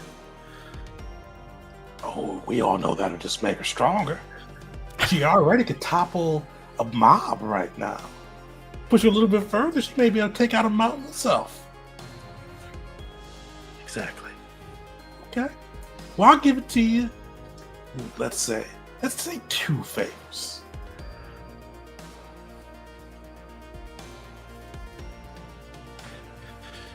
Two favors. Okay. 2 favors. Okay. This is a good old deal. I'm glad we can make a little deal today, Joey. Repeat the phrase again. Yeah. I'll get you into the bubble with Apocalypse. You all don't have to worry about those little sentinels breaking down your plane and having to figure it out from there. Mm-hmm. And then you have to tell Fred that you loved his dad. That you thought he was right. You don't even say what he's right about. Just that you thought he was right and it came from your heart. Perfect. Done deal, Mr. George Devil. See the devil kind of hold out his hand pretty shakily to you. I take it. You shake, time goes off. Fred, how does your gunshot go? Joey, how does your blast go? And then the other 2, are you able to stay on the plane before everything happens? I got 1 success, so No, hopefully. Are critical failures a thing in this game system? There are optional rules for it, but I didn't throw those in. Okay, thank goodness, because nothing happens. For Alex, I have 2 6s. Nice. So 2 successes there. Still have not hit a circle on my die. I'm at 5 of 6 faces. So I mean, we're damn close. So Alex, how do you surf? Or how do you epically hero stay on this plane as it's dodging and duking? So I think if I'm remembering correctly, it's the old biplane or the 2 2 wings that he had. I'm back and forth between Baloo from not Rescue Rangers. No, what was the was it Rescue Rangers? No. DuckTales. Jungle Tales. Jungle Book. No, the flying plane with Chip and Dale and Gadget. Not Gadget. Tailspin. That's what it was. Sorry.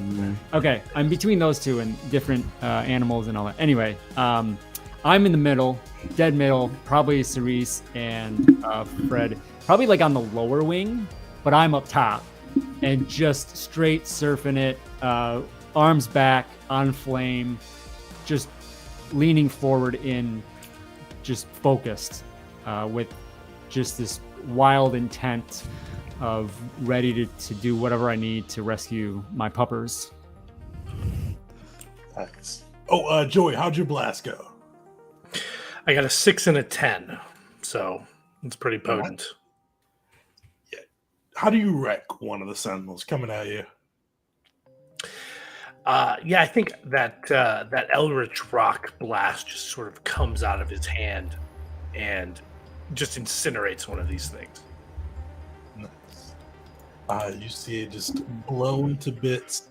And you all, as that kind of blows to bits, Alex is just surfing through. Fred, as your kind of shot goes into the wind, you see just this hellish portal kind of erupt and swallow the plane whole and spit you guys out, almost like the launch pad's plane skirting across the top of the Empire State Building, just coming to a safe stop, but definitely kind of messing up the plane a bit.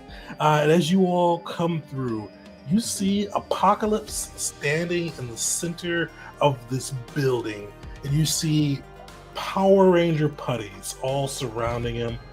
But Alex, as you get a look at Apocalypse, where you used to see kind of the bluish weird ball with the weird lining, You now see your boss's face. Still has like the same kind of makeup and coloring of Apocalypse, but he is standing there, and you see as he like before you guys kind of he notices your presence. You just see him shouting out random things to the putties. Like, oh no, we'll never do social media. We've done this through print media the whole time we've been here. We do word of mouth. We do television spots. We're not going to be putting it on that new, what's that Radio. called? My book? I don't know. That's not the way we do things here. Space in my book. But yeah, you see him, 3 putties, and you see kind of above him, encased in like another smaller pyramid. You see Samson, this great German Shepherd, kind of looking well, looking healthy, tail still wagging while he's caught in this little trap. You see Apocalypse. Actually, what's your boss's name? I never asked you that. What's your boss's name?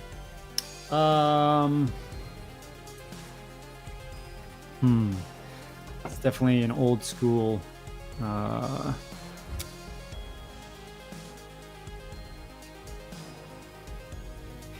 don't know why, but Keith popped in my head. So Keith,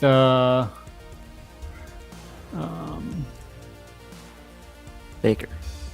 yes, I like it. Keith Baker. You see Keith look at you and go, Alex, that you? Hello, Mr. Baker. So Alex has got that red mohawk and goes, that's not regulation. We don't do alternative hairstyles or colors. You'll need to dye that or put a hat on if you want to come, and we need you to get to work right now. The putties and us, we've got big business we're doing. And what is that big business? Yeah, you kind of see a point to like the record label. As you guys kind of see on the inside of this pyramid, you still see kind of the coloring of the pyramid on the outside, but where before you saw the social media logos, you see just the digital record logo around. He goes, yeah, survival of the fittest. We're going to be the best, the biggest, and most cutthroat company around. We got to make sure digital records sweeps the sales and puts our artists over the top.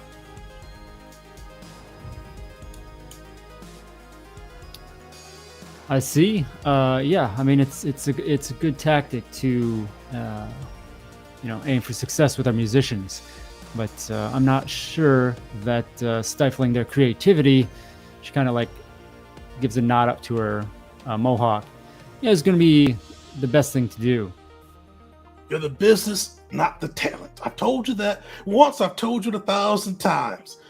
We look when you gotta see like he kind of points to himself. Usually he'd be wearing a suit, but he is wearing this ridiculous Apocalypse get up. He goes, "We look like the business. They can look like whatever they want to. We're marketing them." I feel like I'm gonna have to beat some sense into you this time. Well, Mr. Baker, we're in a different world, and I know more of this world than you can ever dream, and that is why I must destroy it. And you see he looks perplexed at that. He like, destroy the world? We're making records. And you see his arms kind of do the big puff out Apocalypse thing. We're gonna get a little bit of combat in. So there's 3 putties. Apocalypse as well. What's everybody's dexterity scores? And actually, who has one above 2? Okay, so 3 and 2. All right. Let me look at the stats for these guys.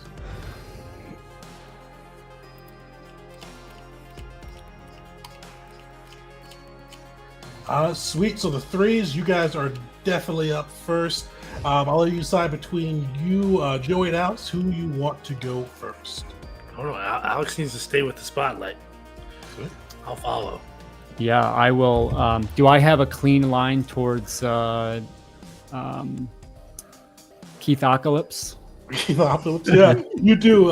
So it'd only take you 1 movement action to get to him, but you'd still have your regular action. Okay, so yeah, I'm gonna arms aflame, and I'm gonna rush forward, and I want to cast Fire Touch, is what that is. Touch attack. And yeah, I need to pull up those.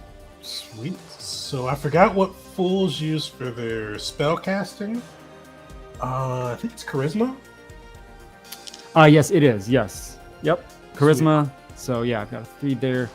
All right. And then Fire Touch, hit someone within arm's reach. And it says special ignite opponent doing 1 hit per round until they extinguish. Sweet. So if you get a 6, you get that special. Apocalypse doesn't have any defense, so you just need 1 success to get on the board. Okay. All right. So I've got 2 successes, a 6 and a 5. Nice. And I do hit one of my flukes, which I think is a good time to maybe go for that. So perfect time. Describe the fluke of luck that benefits you. GM can then choose to modify it. More advantageous I make it, the more they'll likely tweak it. And then I erase all but 1 circles. All right.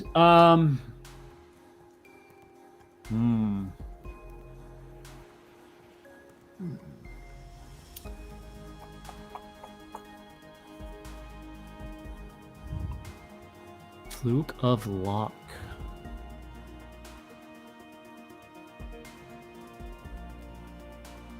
Yeah, this could be anything from the fire you catch spreads to a putty, or the building below it breaks. But the crazier you go, because they always recommend the DM kind of throw a little something into it.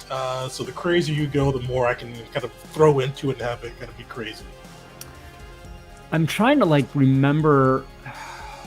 Apocalypse wasn't really like a sentinel, but for some reason I'm just getting this vision of chopping him down with limbs or something. Just trying to remember, because I knew he grew. He could grow at times, but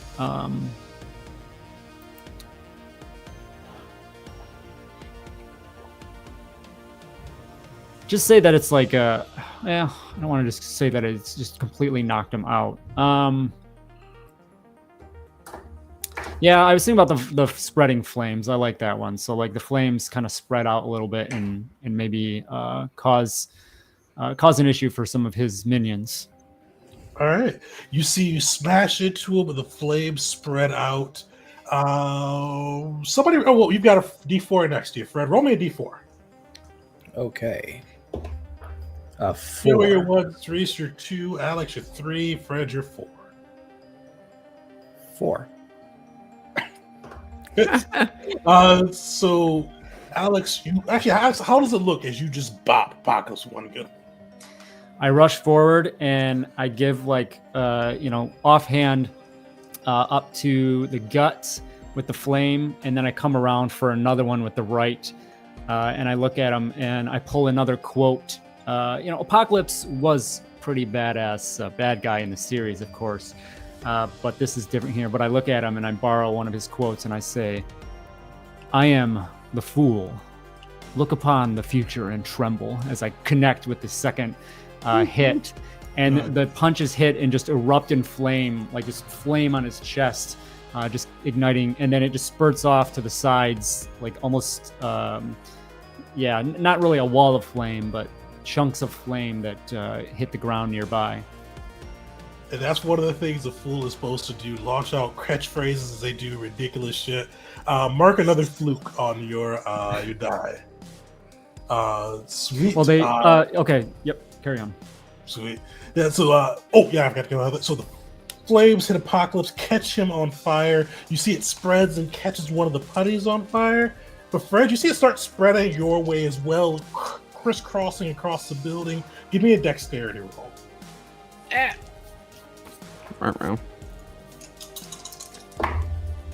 A 3 and a 2. Yahoo.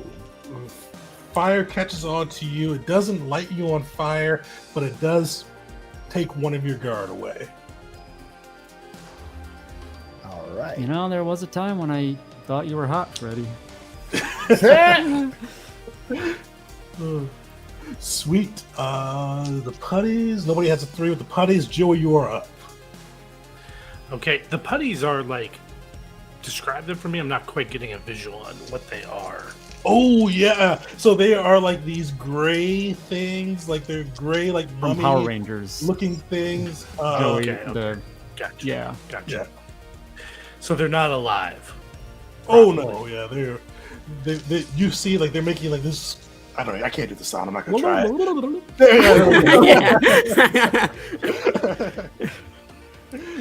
They're not even capable of speech. Not even capable. I think I will stick with the rock blast and just hose the nearest putty. I got a 5 and a 10, so it should be 2 successes. Nice. Yeah. D12 is ridiculous. Bring him down.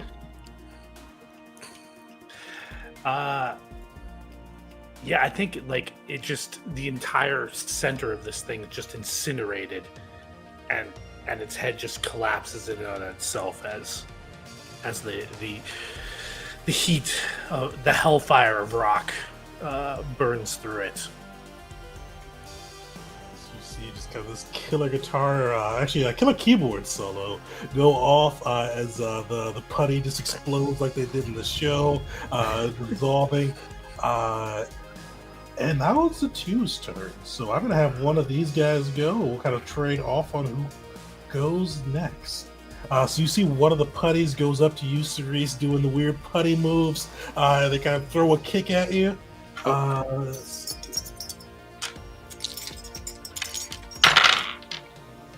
Wow. You see that putty tries to throw a kick at you. I wasn't doing crit failures, but I got 3 1s. That putty throws a kick and he just trips. He is pro. Oh. You got advantage on him. It fits the putties. These guys are clumsy little animals. He tries to like throw he does like this flying side kick, but like it stops like a foot in front of you. He just falls to the ground. It's Cerise. I'll say you're up next. Okay, yeah, Cerise just sort of looks down at him pitifully and just like lugs over the big old sword and tries to throw it down on this guy. Sweet. And don't forget to add your D8 now that you're activated. Oh yeah, I forgot. I knew I had that out for some reason. Okay, I got a 6 and a 5, so 2 successes here. Nice. Sweet. So take him down. These guys don't have guards, so yeah. Yeah, she just takes the big old broadsword and just lugs it over her shoulder, just absolutely demolishing this guy. And she has to take a second to like sort of dig it out of the sphere or whatever, right? You hear the blade go. That being's last moments were delightful. Just joy to see it. It's very disconcerting. Red, you are up. There is one putty that's on fire, one other putty, and then Apocalypse himself. Sorry. There's one putty that's on fire. There's only 3 putties, 2 are dead. 1 on fire. All right. I don't know if he's up to using the voice right now. Do putties have feelings? Probably not. They do. I mean, the blade just told Cerise that it was delighting in that putty's sadness from missing its kick and dying. Okay, well, fair enough. And you can, and I don't know if we've mentioned it, but you can straight up just attack with your voice too. It doesn't have to be a component. That's basically just making it feel. That's what I'm. So it is. Yeah, I'm gonna make it love. I'm gonna make it love me so hard it dies. All right. I hope that I do. All right, so,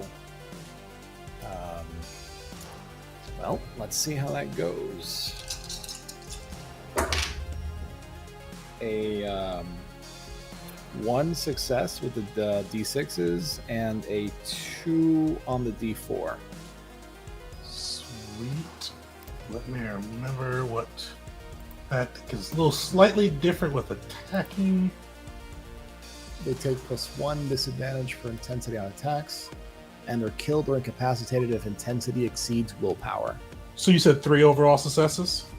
That's correct. Okay. So it is still up, just shy of its willpower there. But you see it kind of like just looking at you with this just weird longing gaze. Its expression in its face. It's kind of like it's doing the oodling in a weird way. Like it's a higher pitch now. It's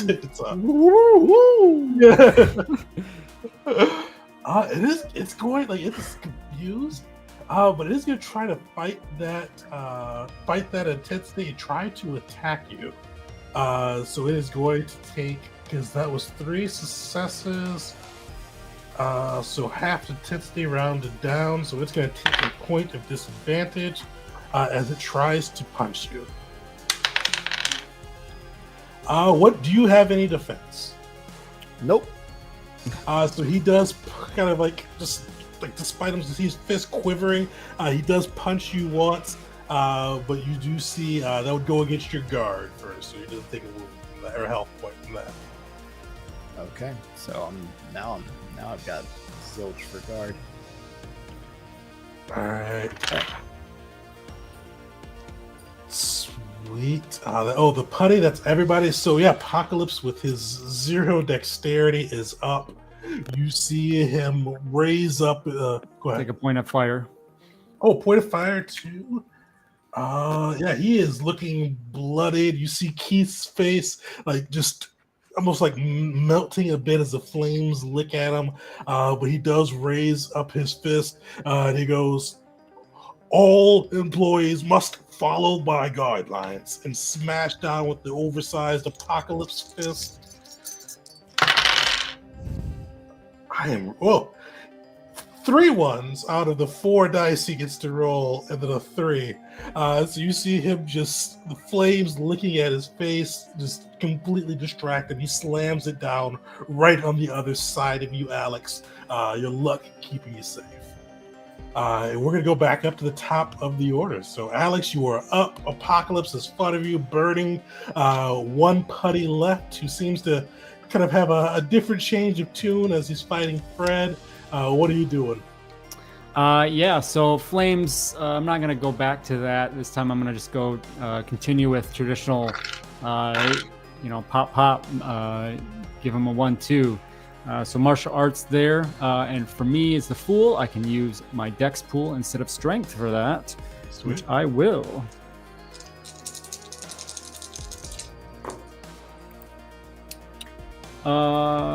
2 5s out of the 4, so successes there.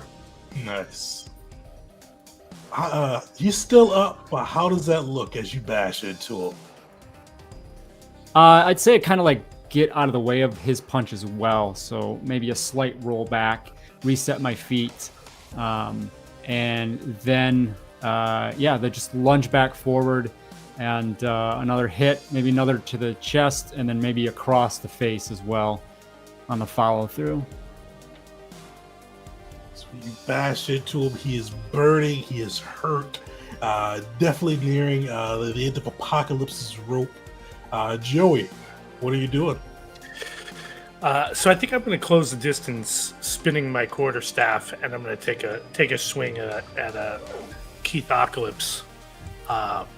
And because I can't resist a good quip, I'm gonna say picking someone your own side. And I always thought Mr. Sinister was a better villain. I mean, legitimately. I agree. Yikes.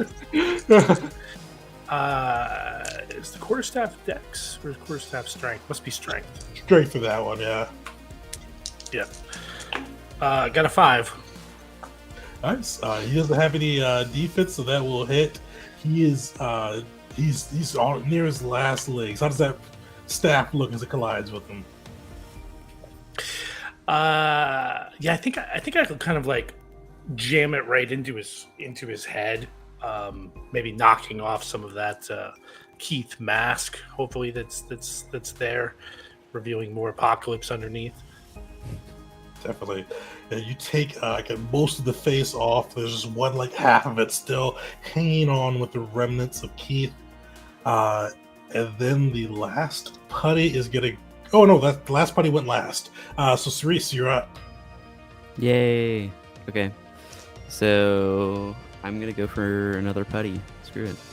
Just gonna, Sweet. You gonna go with the one that's a little love lock glare with Fred? Yeah. All right. Might as well, right? There we go. I'm adding my gate. Okay. Nice. That is 2 successes. How do you cut them down?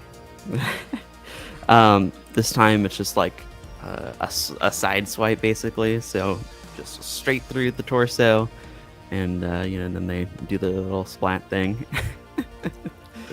You see the putty disappear. Fred, you are up. Well, what's left? Big apocalypse. I don't wanna steal Alex's thunder. But hell, I'm gonna try to hurt him with my voice, I guess. Okay. All right. Let's see. All right. That is 2 successes and then a 1 on the D4. So 3 total. He looks at you with love, but unfortunately, he's below his willpower, so he is still up. All right. Well, at least I distracted him. Yeah, he will have those 3 successes. He'll be down 1 die. You see him looking at Alex and go, I never liked you. When he's got 1/2 apocalypse, 1/2 Keith speaking, wreathed in flames. And now this is actually going to do him in after he does his attack. Do you have any defense? 1. That's enough. He rolled 2 3s and a 6. Before does he actually hold on? Let me check one thing. I don't think he has anything special. He does not have anything special. So he smashes into you. How does Apocalypse comes through giant fist, tries to smash you as he's burned alive? How does Luck or how does Alex kind of come through for that?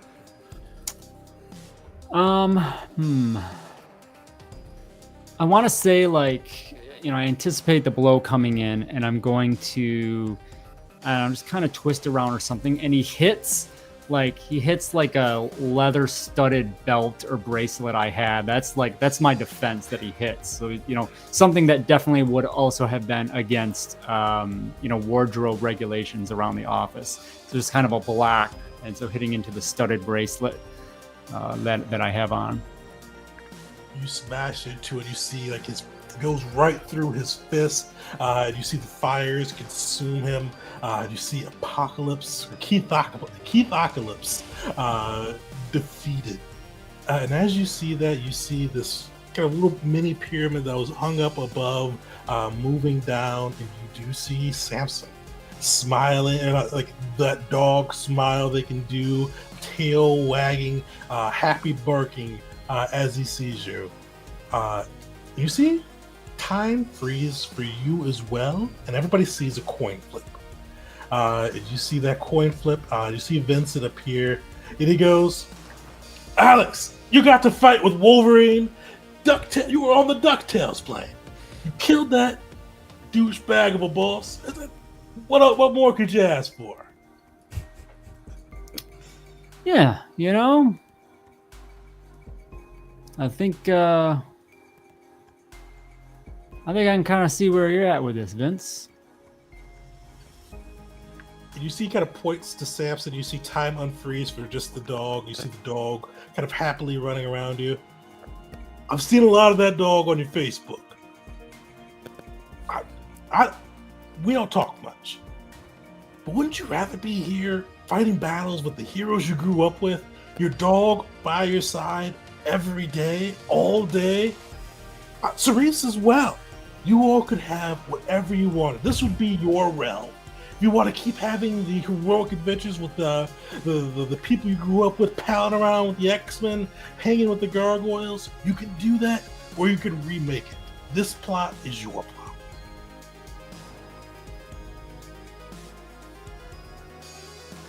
You make a convincing argument, Vince.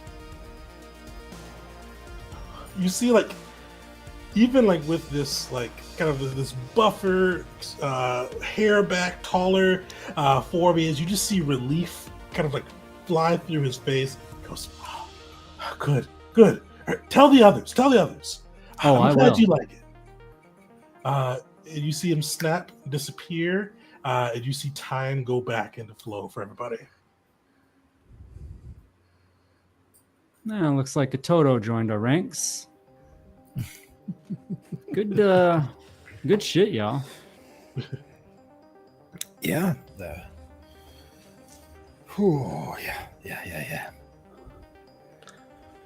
How you feeling, Fred? Gosh.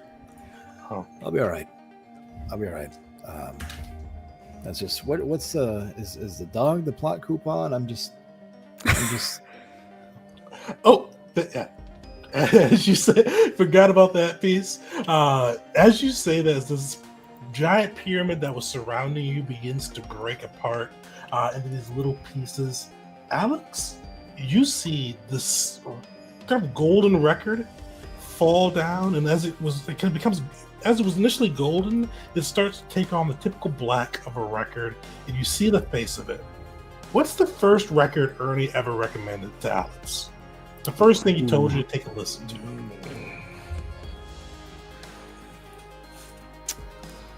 Actually, I know. Verify. I remember seeing this. Yeah. Frampton Comes Alive. Nice. You see that just floating down, and you've gotten your second click plot coupon, and a step closer to Vincent's tower. Sweet. As you all look around you, you do see kind of near you all this black and white kind of misty area that you could probably assume is the prep school lagoon, and beyond that, near the Imperial City, you do see Mount Valley.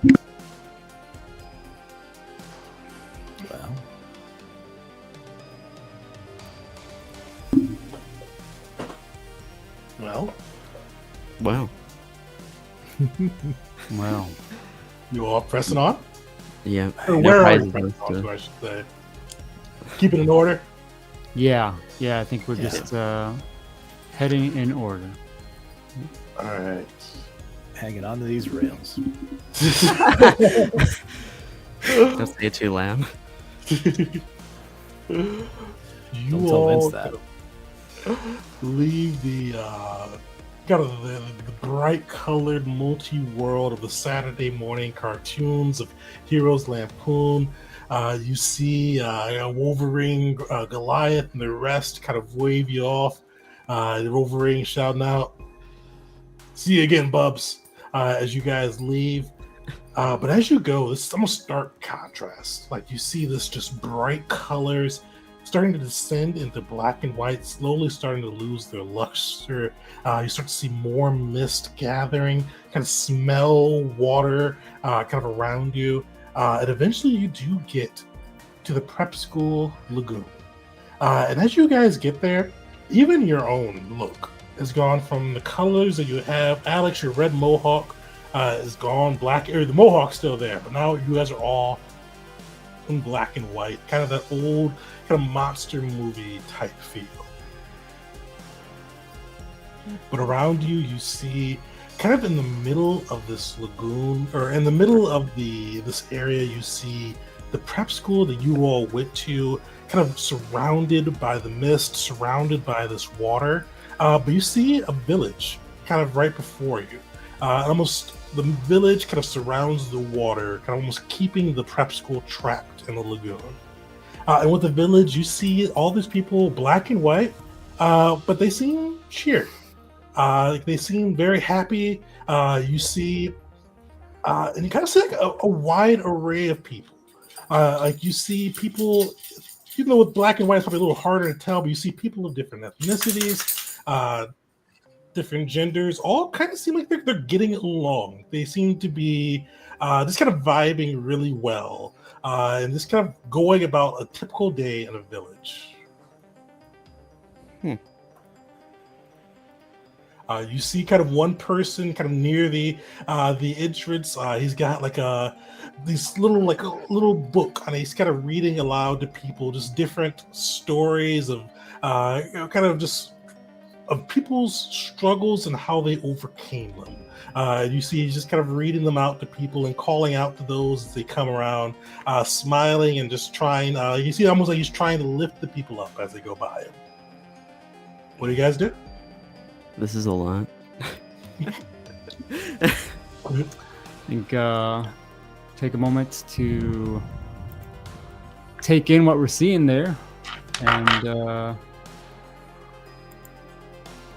yeah, just kind of observe, thinking about what just happened there as well. So, yeah.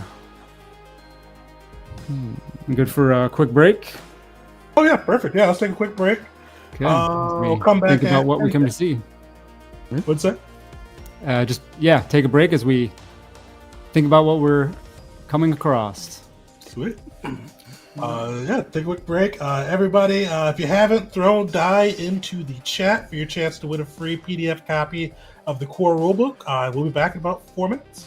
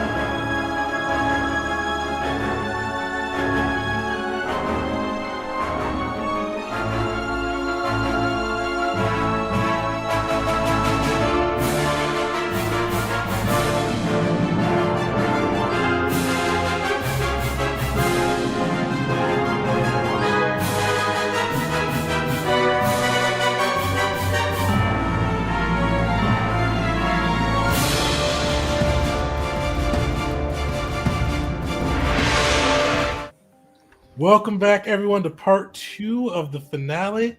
One quick thing I'll say before we get going: throw die RPG in. If you hadn't had a chance yet, we've got 6 people in so far, so throw it in and get a chance to win a free PDF copy of the core rulebook and check it out. But yeah, we're back into the heroes. I keep saying the heroes. You guys aren't the heroes. You guys are more the misfits that have been pulled into this world.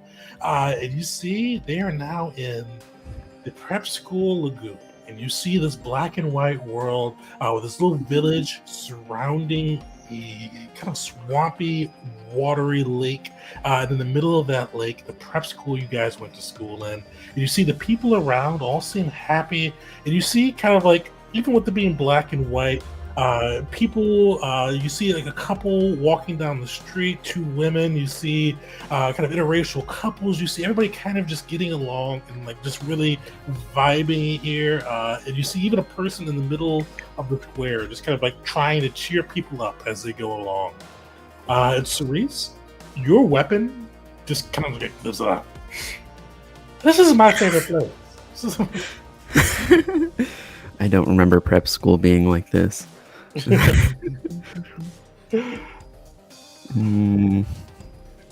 I guess we're not in Kansas anymore. Yeah. You see the guy kind of like cheering people up, points to you guys, goes, "Oh, hello there! Welcome to our village. Oh, have you heard the good word today?" No. Smile. That's the good word.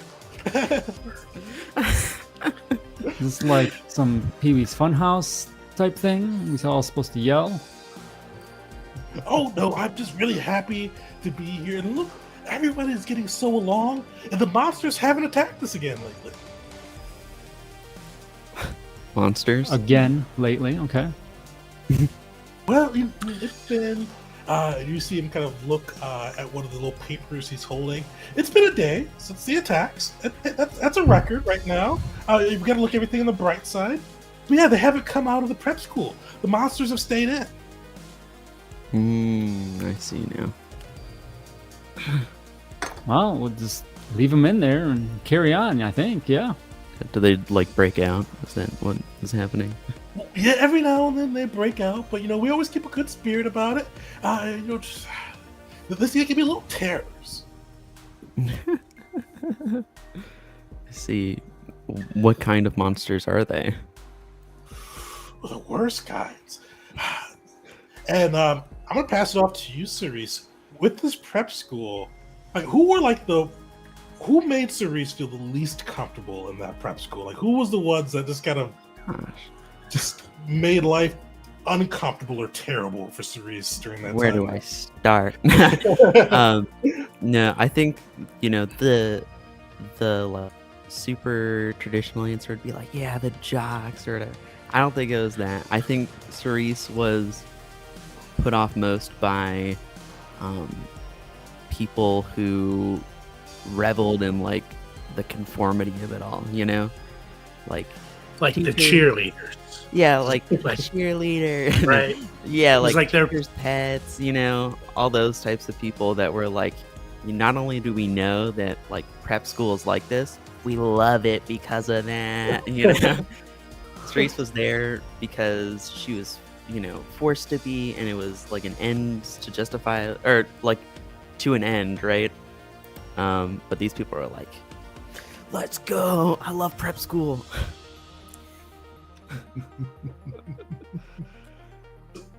And listen, there's one of them that either conformed the most or just made Cerise miserable every time she saw them. Like, who was that person? Who was the one that just kind of stood out as like the person that Cerise dreaded to go to school because they were there?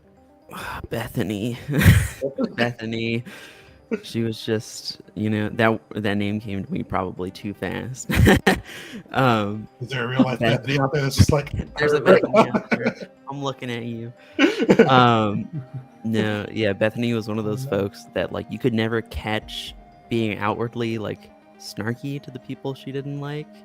But you knew, with every little action, you knew. Cerise knew that Bethany was, going back home and just snickering to herself or whatever. Perfect. Well, you see this joyous guy kind of smile, falter a little bit.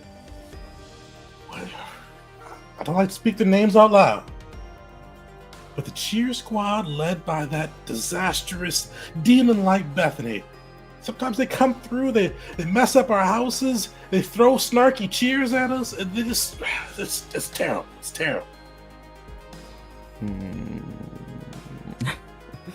I look at the others.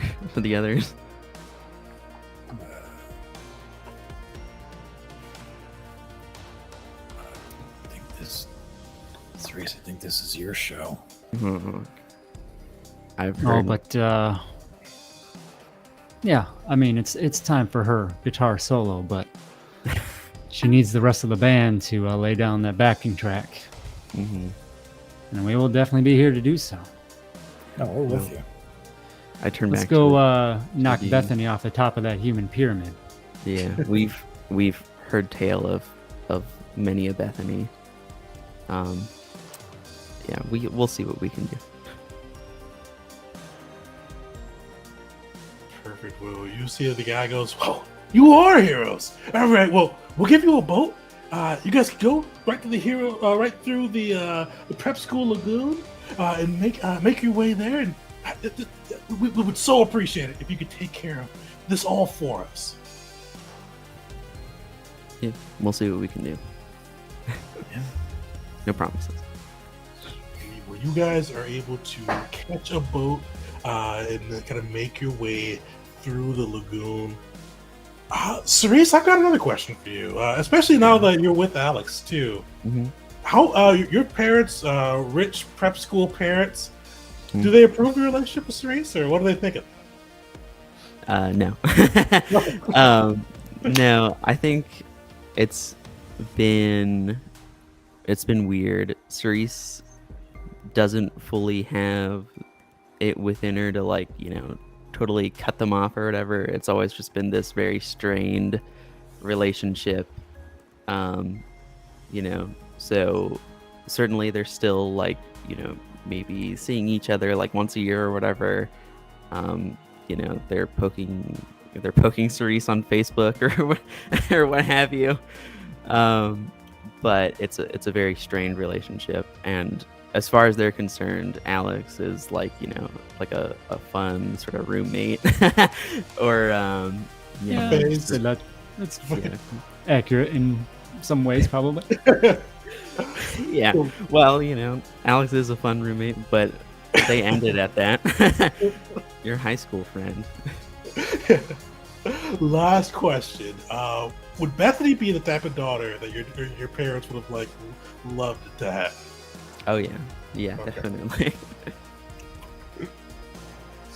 When you guys make your way through these mist-covered waters, and you see kind of like a little callback to earlier in the night, but rather than being kind of in the dull look of the mundane world, you see this in the stark black and white. You see the prep school, it looks similar, but it looks like exaggerated. It looks like somebody put it through a horror movie filter. You see the lines are more angular, the arches point out more, the shadows look deeper. It definitely just has this ominous feel to it. And your sword actually speaks up a little bit too, and it goes, "Ooh, ooh, ooh, that village sucked. There's some goods. Ooh, somebody's really feeling it in there. Make sure you go that way." Yeah, we're going. Yeah, you see the school doors. They're kind of like cracked, just like let's say you have to shimmy through, but you see they are opened up. Yeah, Cerise is leading the way here, looking around, trying to haul her long sword through the doorway. Oh, be delicate. But we're getting closer. I'll take it. Okay. I'm using this thing as a, hot or cold sort of deal. But yeah, you all make your way with them. You see these lockers, kind of like all like this. It kind of looks like the scene from school, but the lockers are all like open. And you see cobwebs lurking from other ones. But one of the things that quite catches your eye You see like pom-poms hanging from one of the lockers. And you see just kind of like hanging like on the out, like on both sides of the lockers of one of the lockers. Sends a chill up Cerise's spine. So yeah, you will go ahead. I was just gonna say I'll go look at it.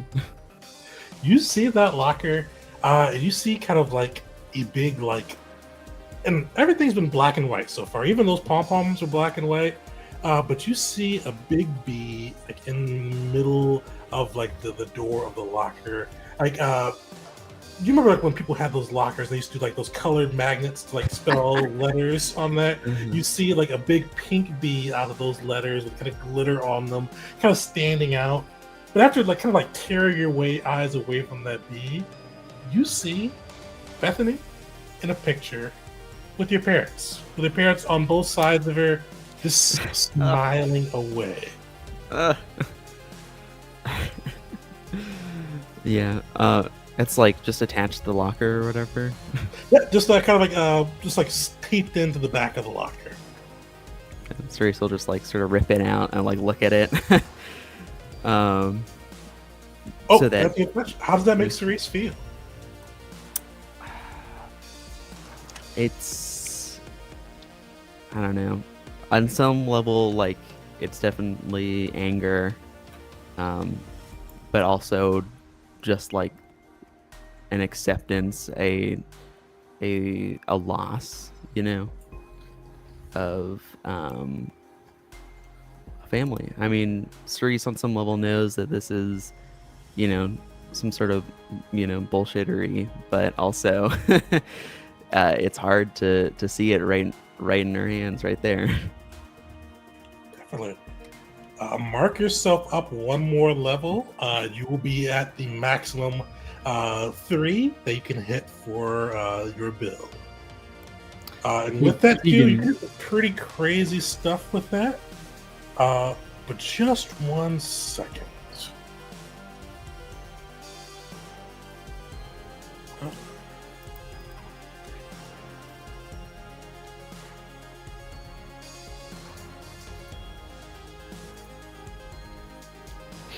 A little technical difficulties. We'll see if we can help that out.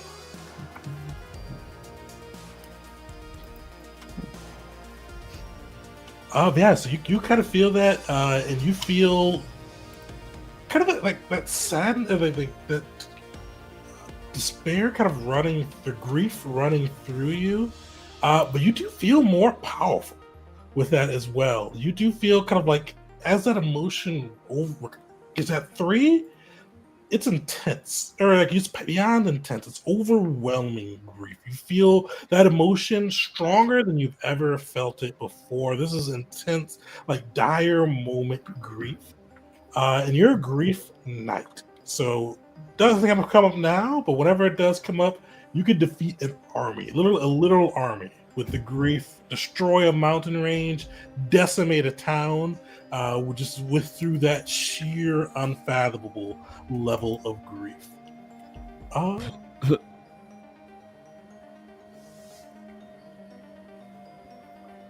That is weird. We were having a little bit of difficulty getting Rich back in. You're not able to like kick his instance. I think that's the issue, is like his instance is probably still there, because it says at the top that now there's 6 connections, so maybe there he goes. Is it working now? Okay, I'm on a different page. Oh, it is working. Sweet. Yeah.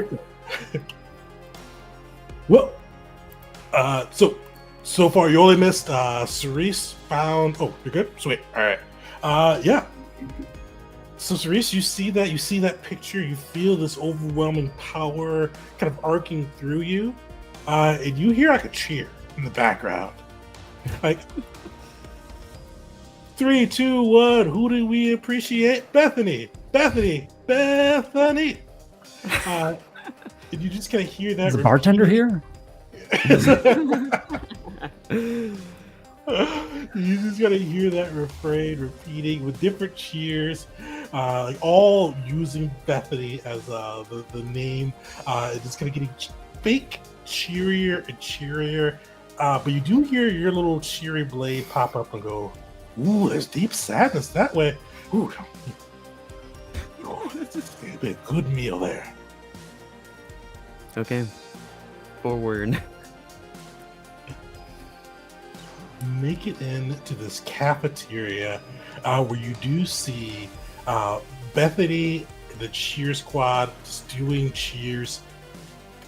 But the odd thing, the only like crowd they're performing to are your parents. You see your parents kind of just clapping along, going, "Oh, yay, Bethany!" Like, and I imagine because Reese kind of had the goth emo look right back in the day. Mm-hmm. It probably never did it fit your parents' aesthetic.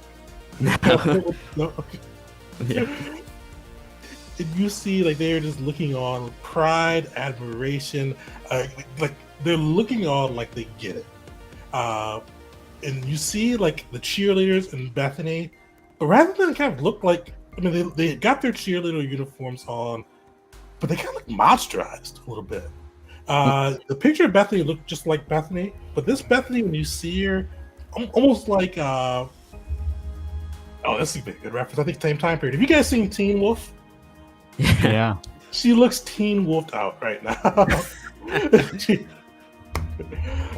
So you see, she's got kind of the mane, but the parents still seem just applauding, adoring.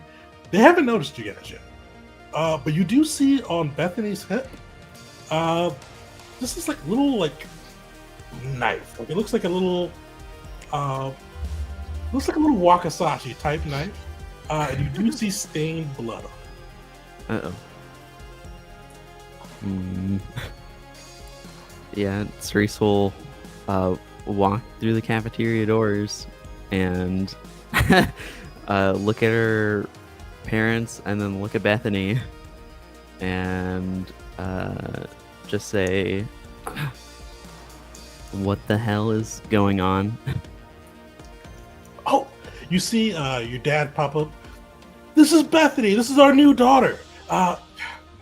You never liked us. We barely can get you with a ping. If we ping you on Facebook, we call you. You don't answer. But she, every day we call, she picks up, and she does these cheers for us. We just decided it was best. You don't want us, and but yeah, we got Bethany now. What? I'll just look at Bethany. Oh, good to see you too, Mr. and Mrs. Hetfield. Oh, you brought your friend Alex with you? Oh, okay. She's not my friend. You see Told Bethany. you Thanksgiving. Yeah. Do you remember Thanksgiving? Yeah. She's your friend from high school. I mean, you guys live together. She's your fun roommate, you said, right? I don't remember saying that. I remember saying she was fun. You do what you need to. We got Bethany now. You see Bethany just kind of pops her hips, got one of the pom-poms on, and she goes, this kind of gives like this long eye roll. And it goes, you're here again? You know, you don't have to be here. Yeah, this time I'm here by choice. Cerise, I think it's time for your guitar solo. Yeah. Cerise will like sort of swing the big old blade around, and like, you know, at this point it has become much less of like that burden of like having to drag it around at first, and now she's like pointing it with like one hand like right at Bethany. Says, let's bring it. Come on. Are you using creative violence here? That'd be really good. Yeah, I'll try to do some creative violence. Absolutely. But Tegan, please, for the love of all God, please tell me that Bethany looks back at Cerise and say, oh, it's already been brought in. Oh! We're retconning that in. I should have thought of that. That's so fair. Sweet. So, roll your it's cold in D8. here. Okay. Yes, So sir. I have to roll my d8. I'm reading it here, and it needs to beat my current emotional intensity, right? Yep. So if you're above I think it's above. Let me make sure.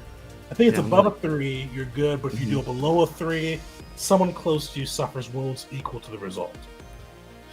Okay. That's a 7. Sweet. So you are at, because you're releasing that emotion, you're burning that emotional scale. You're at the stage where you could destroy a mountain, destroy an army. What does this look like as Cerise unleashes this creative violence, Cerise unleashes this grief that she has felt towards her parents, towards Bethany, towards the system that she just never really felt like she fit into? What does it look like? And with 3, go crazy with it. Like, go Dragon Ball Z level, we feel like. Yeah, that's what I was sort of thinking. So she's pointing this sword at Bethany, who assumably is just sort of like scowling at her or whatever. And you just see, just like the aura of the die, you see this like black and purple like ball forming at the end of the sword, and then it just bursts out into this like, basically room wide like burst, sort of like a cylinder of this energy that just completely like obscures Bethany, but you could see that it like certainly has punched a hole in the other side of the room and dug out some of like the ground, and it stays there for probably a little bit too long, just being shot out. Yeah. You see that explosion go off. Bethany at the cheer squad is obliterated with a good chunk of the school open to the air as you unleash this grief, unleash this pent-up emotion that you've been feeling for a long time. You see the mist starts to fade back. Oh, I should say, did you catch your parents in that blast too, or your parents out of the blast? I was assuming that they're sort of like off to the side. They were kind of looking at it. Yeah. Okay.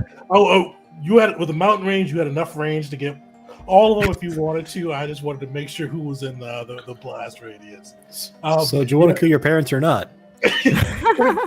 Bottom line was that. Yeah, exactly. Yeah.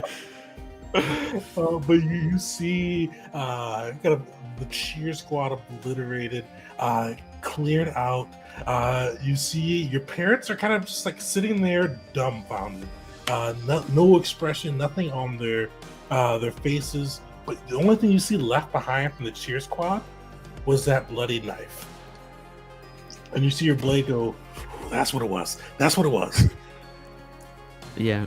Just ignoring the parents for now. Cerise just walks over and grabs the knife. So that time freezes again. You see another coin flip out. Everybody sees that coin flip out. You see Vincent appear. And Cerise, too, when you see that coin flip out, you see kind of he's got a little bracelet on his arm with the coins on them. He's only got 2 left. So you see he is burning coins like crazy. But he flips that coin and he goes, we talked about how much you hated this place. You blew a hole right through it. Bethany too, whole fake cheer squad. You dreamt of that. I know you dreamt of that. I have. You guys see him look back. Wasn't sure if you're gonna blow up the parents too. But hey, this is your world. I'm just here for it. Blowing them up like that would be letting them get off too easy. As much of a release as this was, I think, unfortunately, it's always from a place of grief and a place of pain. So it's not without its drawbacks. Well, the grief here, it makes you stronger, but you don't have to feed into it. I mean, you this is your land. You run this. If you want to bring color back, snap, and the color is back. But if you want to feed off that grief, keep this prep school around and make yourself strong enough to be able to take down gods, go for it. This is yours, as long as you stay here.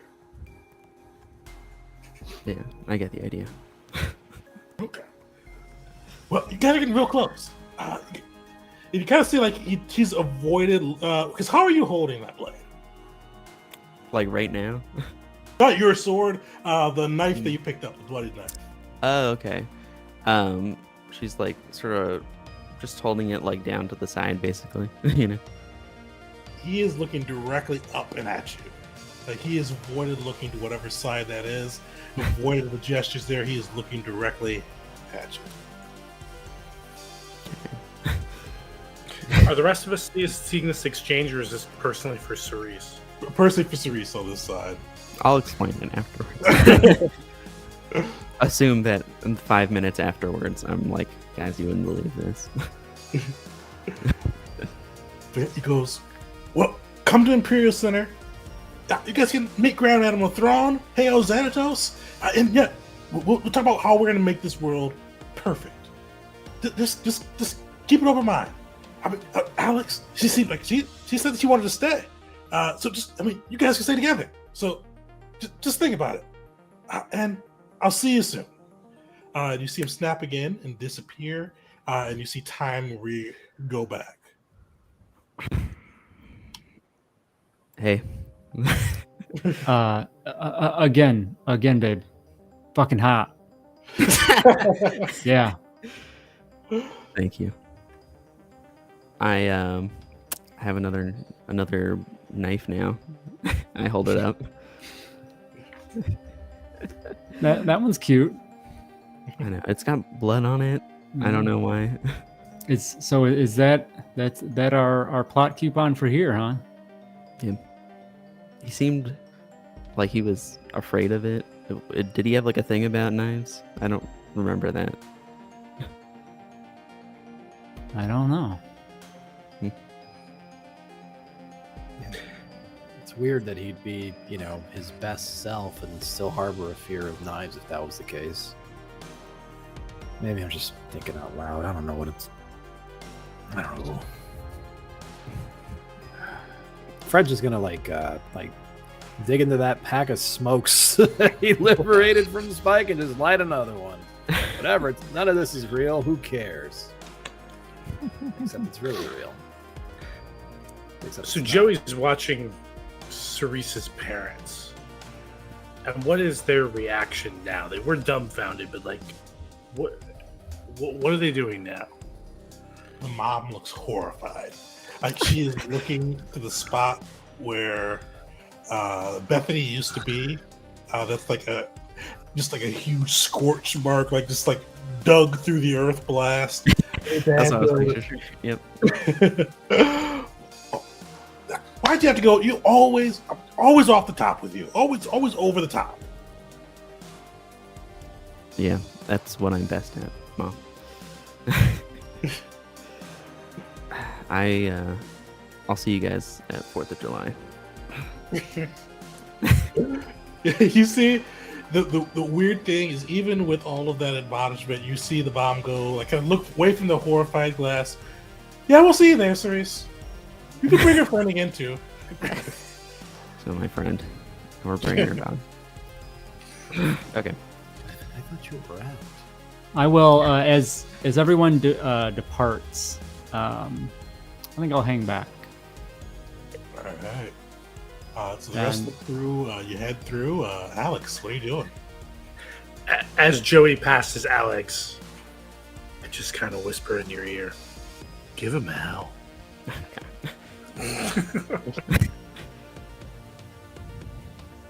And once everyone's gone, I'll head back up to Mr. and Mrs. Hetfield, and maybe initially start with just some kind of oblivious charm, but just look at them both and just say,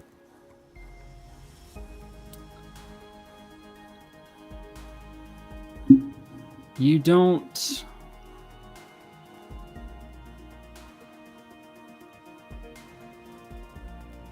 deserve someone as special as her.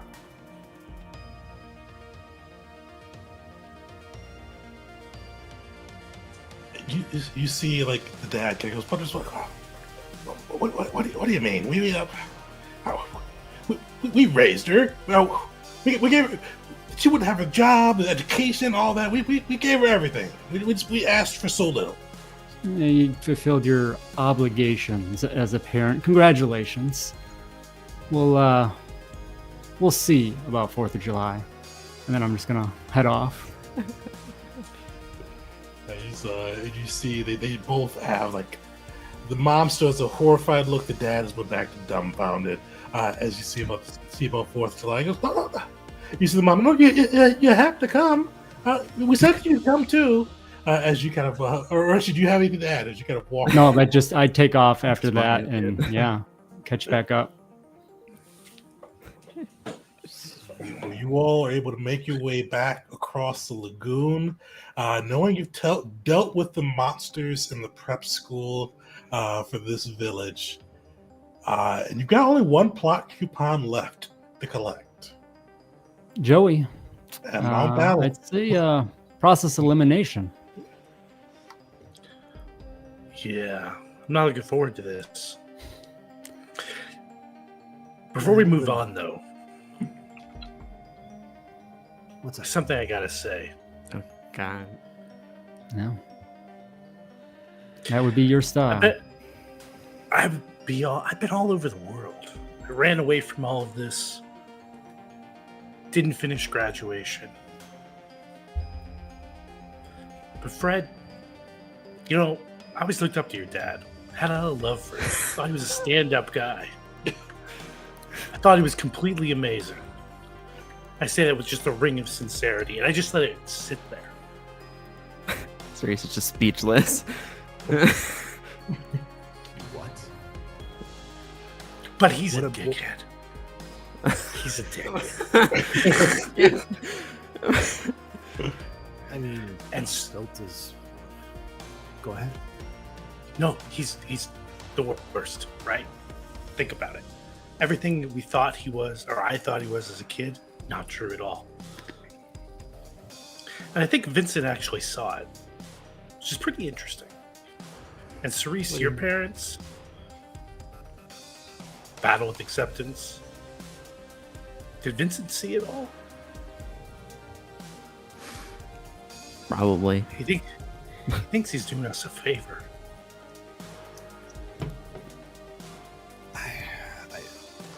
I don't know if I needed that. I really don't know if I needed that favor.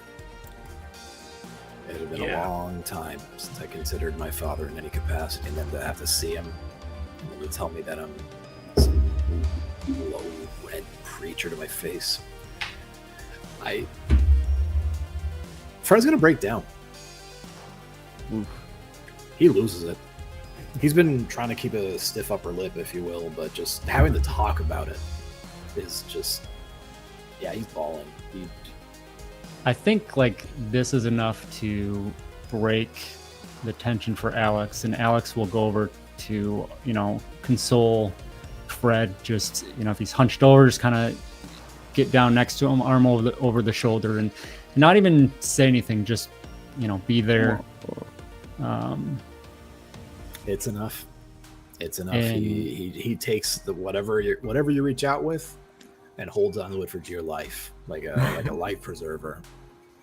Because he's wallowing in a lot of pent up emotions that have come to a head. Sounds like my job. And Cerise will also go over there. And I'll just when I feel like things are maybe calming down or seeing that window of opportunity, I say, come on now, we need a good strong front man to lead us. We're almost done with the set. Let's bring it home. Yeah, just one more. I'm good. Well, I'm good. Joey, let's go meet your demons. Yeah, before we do that, might be a bit literal. Yeah. I think we all know what's waiting at the top of Mount Ballad.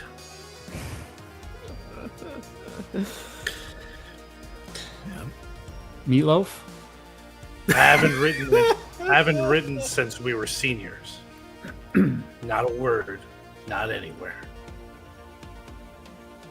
I watched art. I've watched performance. But the conformity, the ridiculousness of it all, no. It wasn't for me, not who I am. Vincent thinks I can go write a ballad up there. I mean, we were always a grunge band, but I guess we can branch out, right?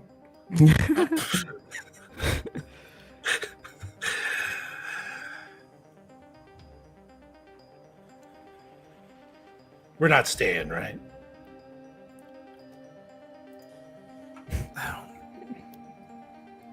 I don't have much waiting for me, but this just feels as real as it felt. It's still not, you know? You two ladies?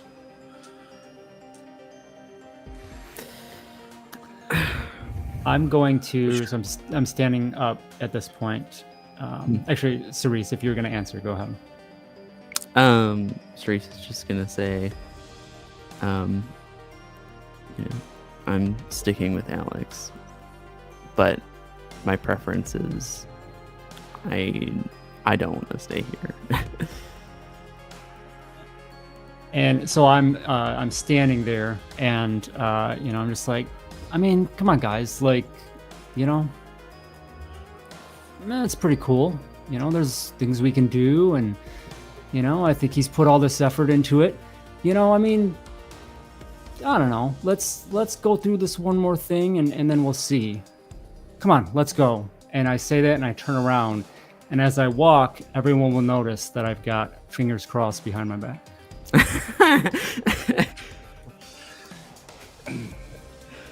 Right. Yeah. Let's go. And with a very solemn face, Joey follows.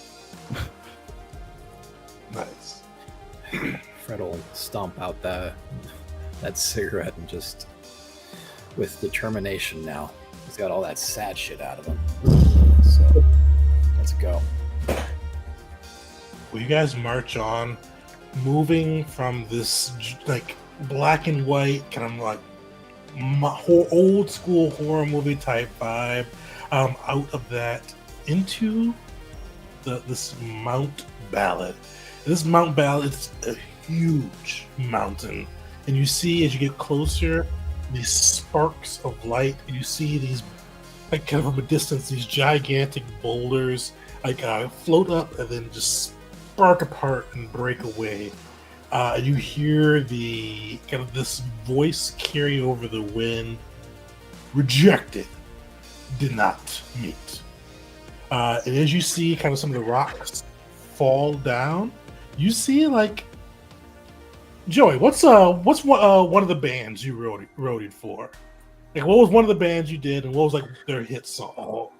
I think he was there on the Ozzy reunion tour with Sepultura that opened up for him. Like, I think he did that job, right? Like, okay, all the way around. So you can pick whatever Ozzy song you want. You can do War Pigs. You can do whatever you want. So this is gonna be terrible. I don't know an Ozzy song. You know an Ozzy song. You would know him, but I'd know one if I Googled it, but I can't think of one offhand. What's that? Paranoid. Oh yeah, there we go. Paranoid. You see, like, the boulder break. You see stone tablets falling from this boulder as it was yelled, rejected, and you see the lyrics from Paranoid kind of crumpling as they fall to the base of this mountain.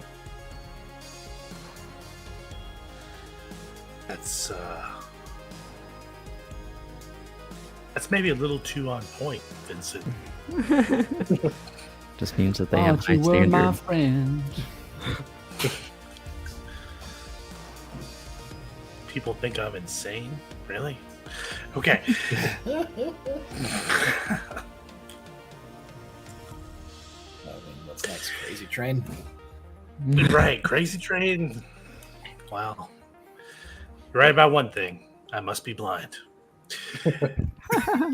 I mean, I just figured because the rails, you know.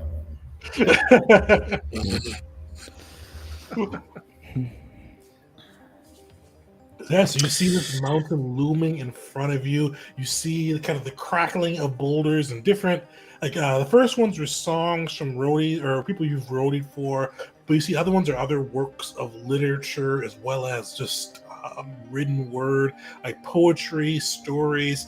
You see all of them kind of come through. Some will be accepted, and you see them kind of rise up into the heavens, and the others will be rejected and sent down, crumbling to the base of the mountain. What do you guys do? And actually, one last thing I'll add. You see, this is all kind of all happening near this kind of like the through the clouds at this top of this mountain, Mount Ballad, with this real kind of Mount Olympus vibes towering above the clouds. This is all you. Yeah, I think so. I think I'm going to tap the staff, and I need to know if I actually have Georgia Devil favors right now because of how I played that. You see, like the time freezes, and you see the devil. He's got like he's not strumming the fiddle this time. Like he looks a little grumpy. He goes, "Well, that was the deal, there, wasn't it?" Fulfilled with authenticity. You see it roll its eyes, like just really roll, like almost popping its eyes out to roll them. He goes, "I never welched in a deal. I do owe you some favors, but I'll fulfill them just like you fulfilled mine." I expect no less.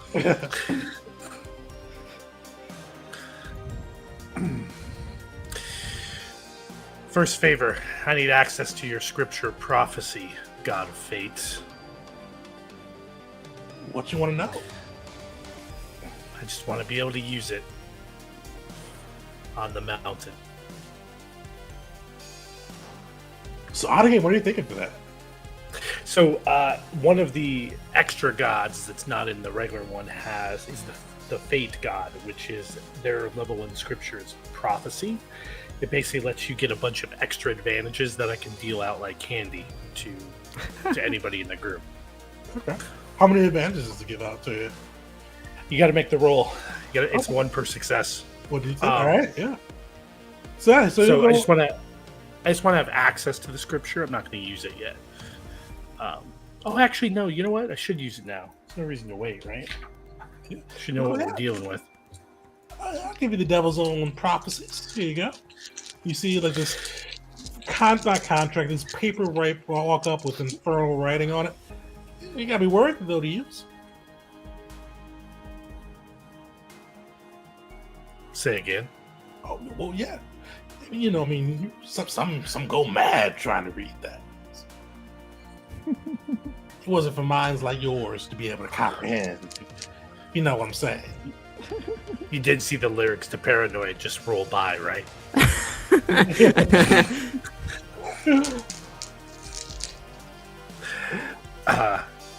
All right, I'll take the deal, or I'll take the paper. Let's see. Let's see if I can read anything. So wisdom plus D12. Oh, I got 1 6. So that gives me a total of 2 advantages. One for the regular and one for the special. So that's it. 2 advantages for me to dole out. Well, looks like you can read it a little bit, Sonny. Right. We put a lot of big words in there for a roadie. Yeah, well, no one told you I could read Sumerian, right? Prep school's good for something.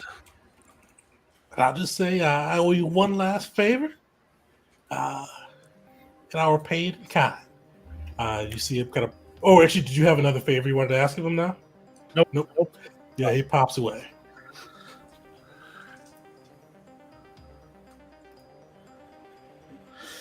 Okay, and then I'm marching up.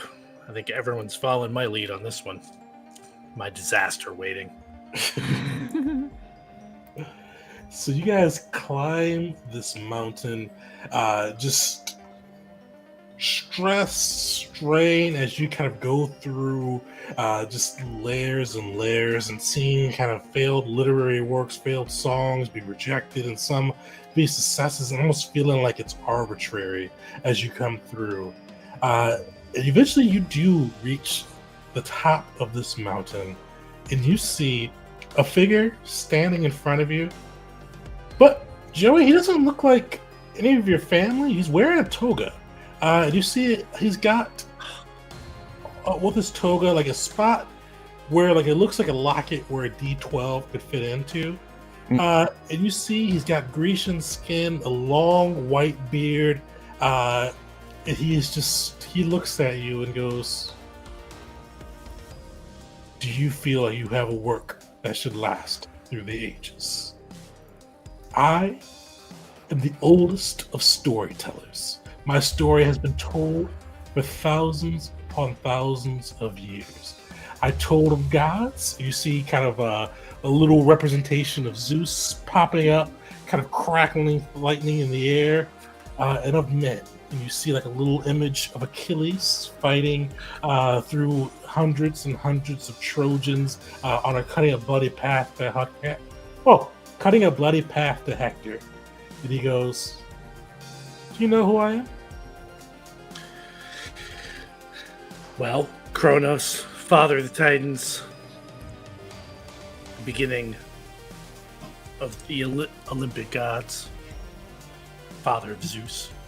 He shakes his head and goes, "I am no god. I bind gods like you. I am Homer. I am the first storyteller."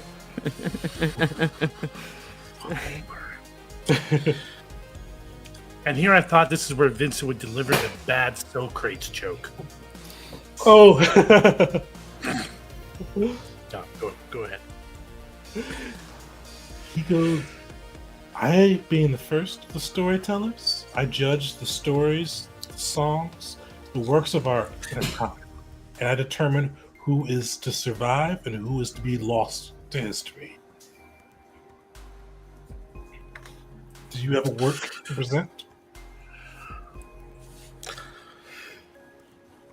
So I'm to present a story to be judged by Homer before everyone.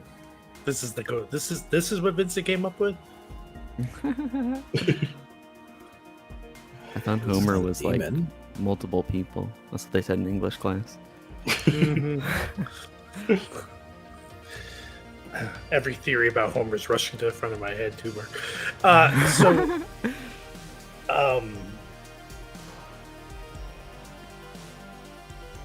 No. There is no story. No.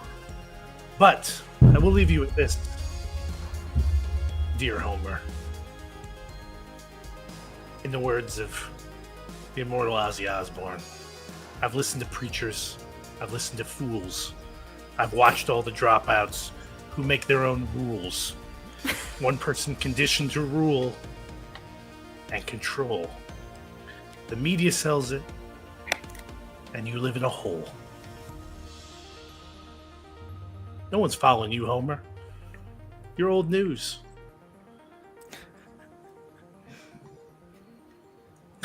You see, like he steps back, affronted. What? Give me a wisdom roll with your D10. Can I blow one of my advantages on that, please? I get the D12 too? Oh, sorry, D12. Yeah, D12. I'm going to blow an advantage on that too. Come on, dice. This is difficult too. I got a 5 and an 11, but nothing Solid. else passed. Well, I forgot when you roll 11, is that just an excess when you're over a certain amount, or does it give anything when you get like double it? I think it does count as a special, because anything that's 6 or better counts as a special, but that's it. It doesn't do anything magical. You see, like he steps back, affronted, And he goes look like not like it looks almost like you see him like fade a bit as he steps back, kind of losing a little bit of consistency in the world. And he goes, I have been taught for years, children, adults, for nearly over 2,000 years have told my stories. Do you think you could last as long? Well, they've told stories with your name on it. Let's face facts. It's 2 syllables. It's easy to spell. I mean, come on. It's literally the word home with an R added to it. It's not that complicated. Not to mention when you had to do it for school. Yeah. Give me a charisma roll with that one, Joey. Okay. Oh boy, here we go. Only got one advantage left. I'm not blowing it on this one. I got a 1-4. Oh. You see Homer starts to fade a bit more, but still clinging on. And he goes, refuse to create, use others' works, and claim them as your own, but you think you can last the test of time.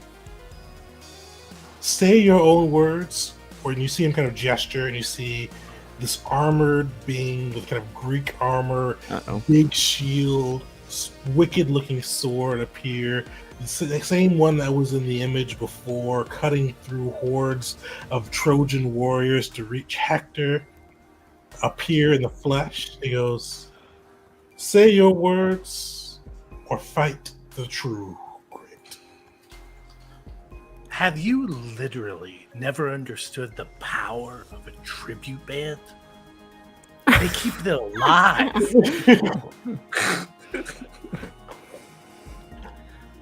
Every major rock star knows you need a good tribute band out there, keeping the fans engaged. That's what sells records, man. That's what sells records. Orcus? You see time freezes, Orcus pops up and goes, is it time to rock? Yeah, I need you to smash that guy for me. Completely obliterate him. The messier, the rockier, the better, please. This is not the greatest song in the world. This is just a tribute. Oh my god. Wait, it's too early for that. That isn't out yet, right? I don't know where. Oh. Does everyone know the 2001. 2001? Yeah, no. Oh, I've been queuing up those lyrics right now. Nash the tribute. Jack Black just keeps coming up. I mean, he's the epitome of crazy heavy metal rock, fun.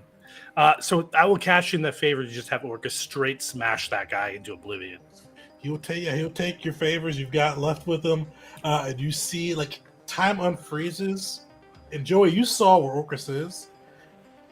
Time unfreezes. Orcus is still there. Everybody can see this giant bat-like creature. You see Achilles raise up his shield. He got his sword. You see him drop his sword, grab a spear, and try to throw it at it. And you see this giant bat just try to take a bite out of him. You see the bat take a bite, phase through Achilles, grab his ankle, and just whip him right off the mountain. He's gotta get that thing covered up. Giant bat just belch out this sonic blast of pure rock right into Homer's face, and you see it just blow Homer and the whole side of the mountain that he is on away, blasting him down the hill. How appropriate for a bat to be taking a bite off a human. Yeah.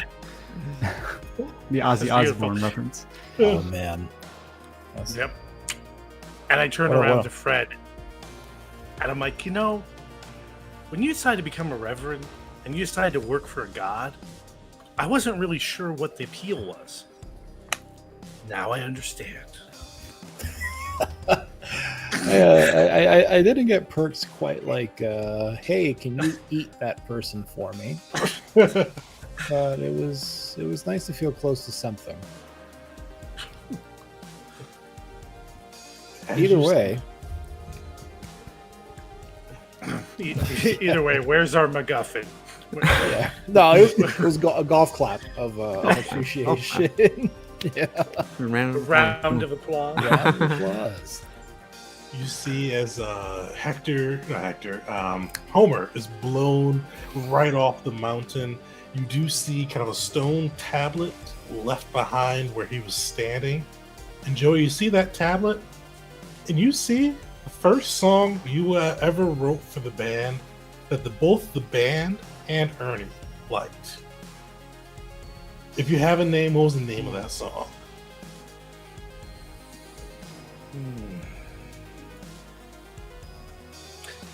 Alex, you got anything? Since Ernie's involved in this one.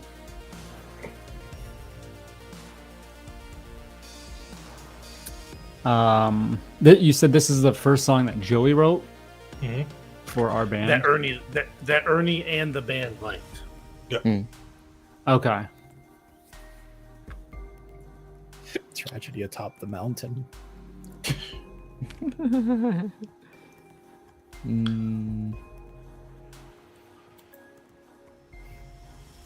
Yeah.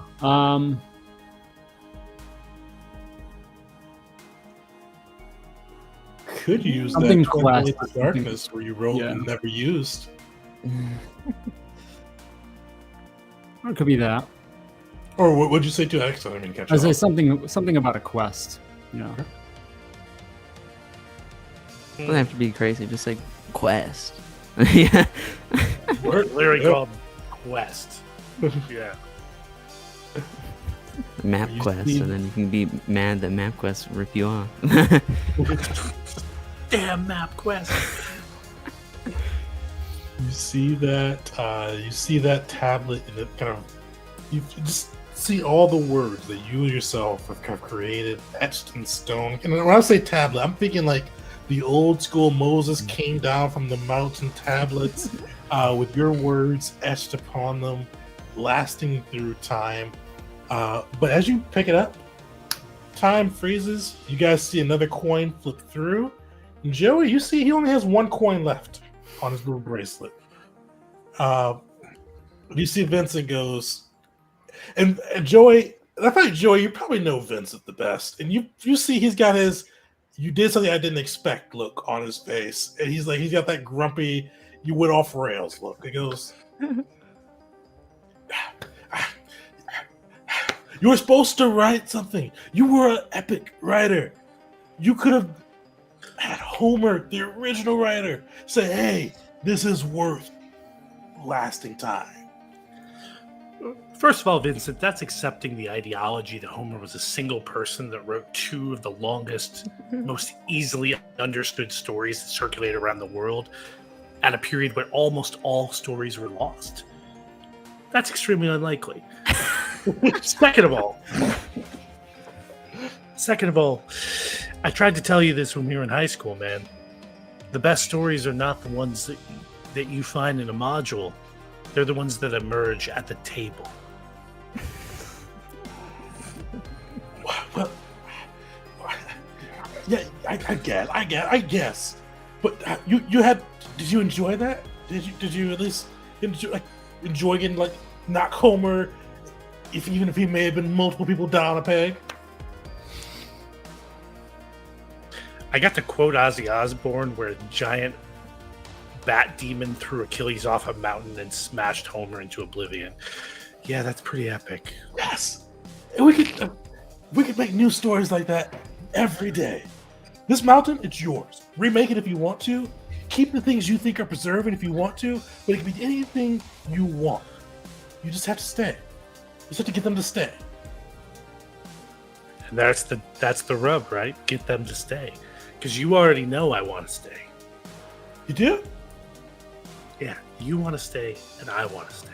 Yes. But they don't want to stay. We can convince them. We'll talk it out.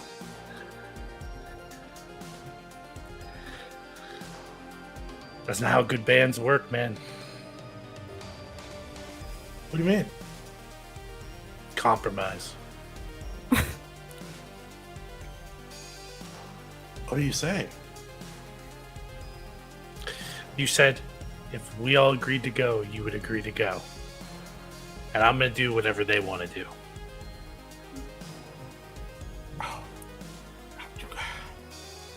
You can't let them. If you want to stay, you have to vote to stay. You can't lie. That's lie. That's lie. That's not allowed.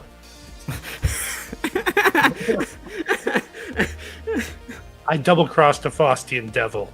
You think you got a chance? You see, like, he is just flustered with this. He goes, "You're not playing this right. You're not. This is not the right way to play.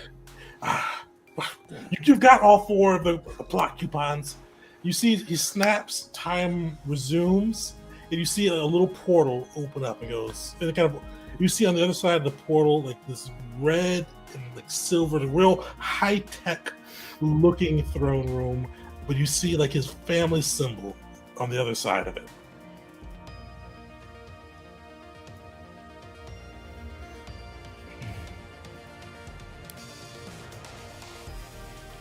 You guys going Go to to the the portal? mirror. Sorry, was that still in the vision or? Oh no, yeah, he yeah, okay. unfroze time. Okay, yeah. that's all. Sorry. I was like, Whose symbol is it? Oh, Vincent? so his father's company symbol. So you see like the Valor Yeah. is his Okay. last name, and you see kind of a big V imprinted on it.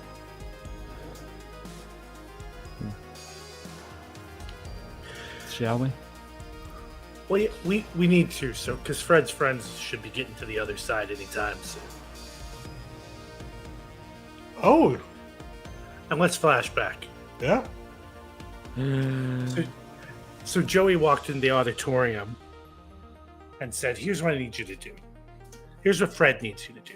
I need you to tear this entire auditorium down and build a giant statue of Orcus out of it and bring it to Imperial Center. And then we'll help you make all your dreams come true."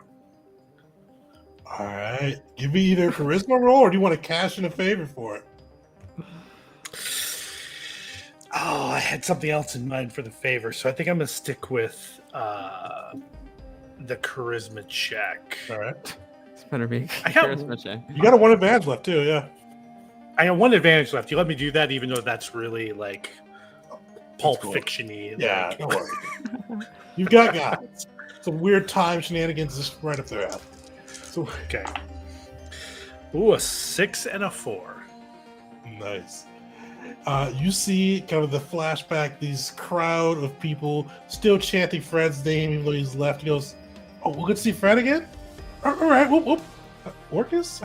I guess we can build that. But yeah, we'll bring it to Imperial Center." Okay. Then we walk, and then we come back to now, and Joey walks through the portal first. What the hell do you mean, my friends? I'll begrudgingly fall. What do you mean, my friends? Did you ever Just understand shrug. any of his cryptic lyrics there, Freddie? No, I just sung them. Exactly. but, yeah. Don't start questioning it now. Let's bring this one home. Yeah. So you all Here's the encore.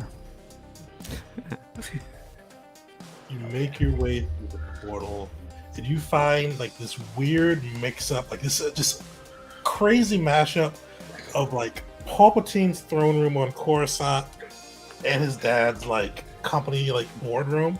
You see like it's like this weird computer chair like throne type thing that he's sitting in as you guys arrive. You see he's flanked by Grand Admiral Thrawn to his left, blue-skinned Chiss with piercing red eyes.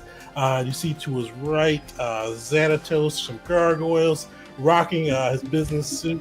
And you see with 2 of the most pretentious villains in history or fiction he could pick from as his advisors. You see Vincent standing there, and like he looks perturbed. His hair is still burning.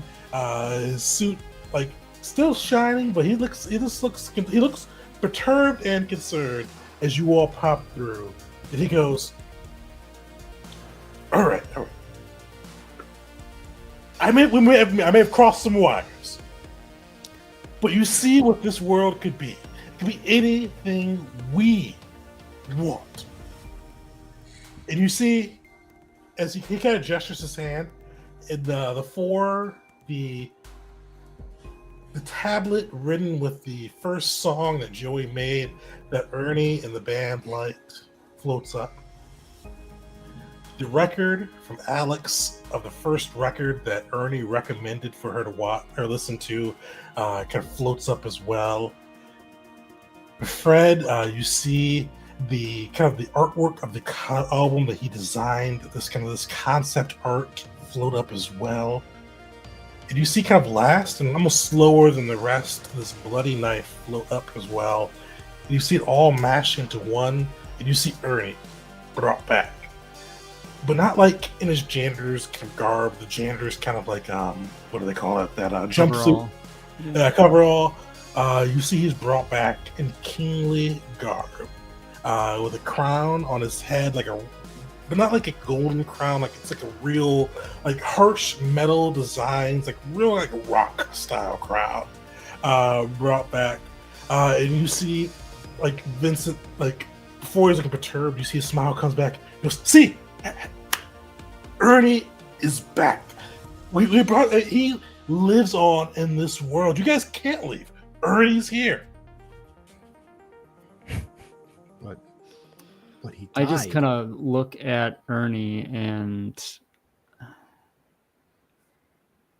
just try to process, seeing his face again. And it hangs there for quite a moment. But then it, almost like I snap out of it, I'm just like, my gaze then just kind of goes down ridiculous garments that he's wearing. And I turn to Vincent and I just say, this is not real, Vincent. Fred said it doesn't feel real. I know that we used to look to fantasy to get away from what was wrong with what was real.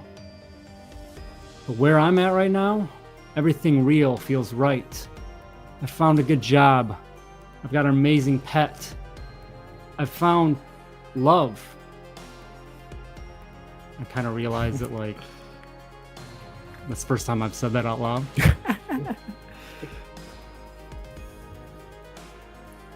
I can understand what you're maybe trying to do here, but the game has to end sometime. But this world is just as real as the other world. Everything. What do you need? I can bring it here. We've got Samson. We've got Ernie. Everything is here. And Cerise, that's the authentic Cerise. But that's not the real Ernie. That's what you think. One question. You got to answer one question, Vincent. What really happened to Ernie? I didn't know. I told you, we heard he had a heart attack. Something could have happened to him. We don't know what happened to him. What was with the last coupon? The coupon that floated into Ernie and stuff. I don't control everything here. Some things are just weird. Yeah, but like everything about like the "let's bring back Ernie" like experience was all things about him, like that poster, the record, the song that like he loved, that we love. What the hell? How the hell does that blade come into play? And why is it covered in blood? It's a blade. If you just wipe it on something, it comes off, right? So like, why is that blood stuck on there? What the shit did you do, Vince? Mm-hmm. We had to come. We all had to come. That's all. We all had to come. Okay. Joey, do you think he killed Ernie? I think I need to hear him say it. Joey did. Fuck. I'm sorry, Freddie, Vincent. ask him. See if you can persuade our fearless game master here to tell us what really happened.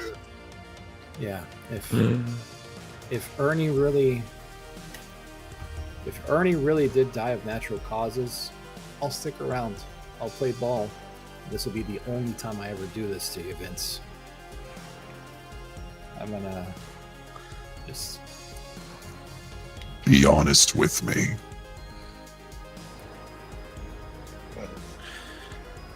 Zero. I'll tell you in a second. I hope it's good. Yeah. Damn, I wish I had a. I could do prophecy one more time. Yeah, he died of natural causes. He naturally bled out after I stabbed him. All right, so I've got 3 successes and a 1 on the D4. So that's 4 successes. 4 successes. Unfortunately, he does have a higher willpower than most. You see, he's like torn up with this. He's going, "You're not supposed to." You can see like this admiration leaking out from his eyes. Like, "You're not supposed to do this on me. Like, this is intense. This is intense." And you see him like break off a coin from the last coin on his wristband and flip it into the air. And you see him come back. "That's not fair, Fred. You're not supposed to use that on friends." I'm not, and I said I'd never do it again. But you never answered the question, Vince. Well, I mean, this is the. I mean, why are you stammering, Vince? It's very easy to say, "Hey guys, I did not kill Ernie." Yeah, I can say that because I did not kill Ernie. Alex, did you kill Ernie? I did not kill Ernie. Cerise, did you kill Ernie? No. Joey? I wasn't even in the country, man. There you go. Now this brings us all full circle to our boy Vince. Vince, did you kill Ernie? Fine. I killed the fake Ernie. This is the real Ernie. This is the real world. You guys keep talking about that fake world back there. This is where we make what we need. Everything could be perfect here.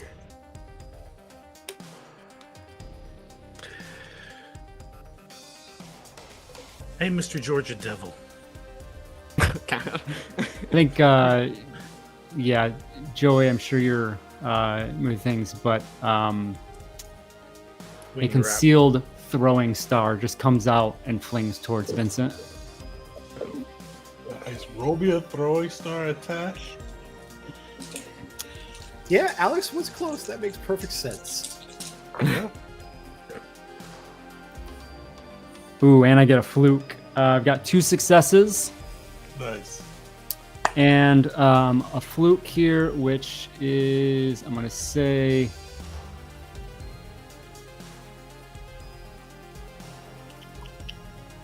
that I just get a couple out.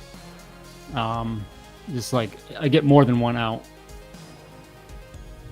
More like two stars out. 2 throwing stars. Nice. And you hit him twice. He has no defense, so you kill through his guard. As like the throwing stars kind of stick into his arm. And you hear him howl. The time freezes with the Georgian devil kind of look at all with a smirk on his face. So if I told you that gentleman out there promised to vote to go home if we voted to go home, do you think he's going to tell me the truth? Using a favor for that, buddy?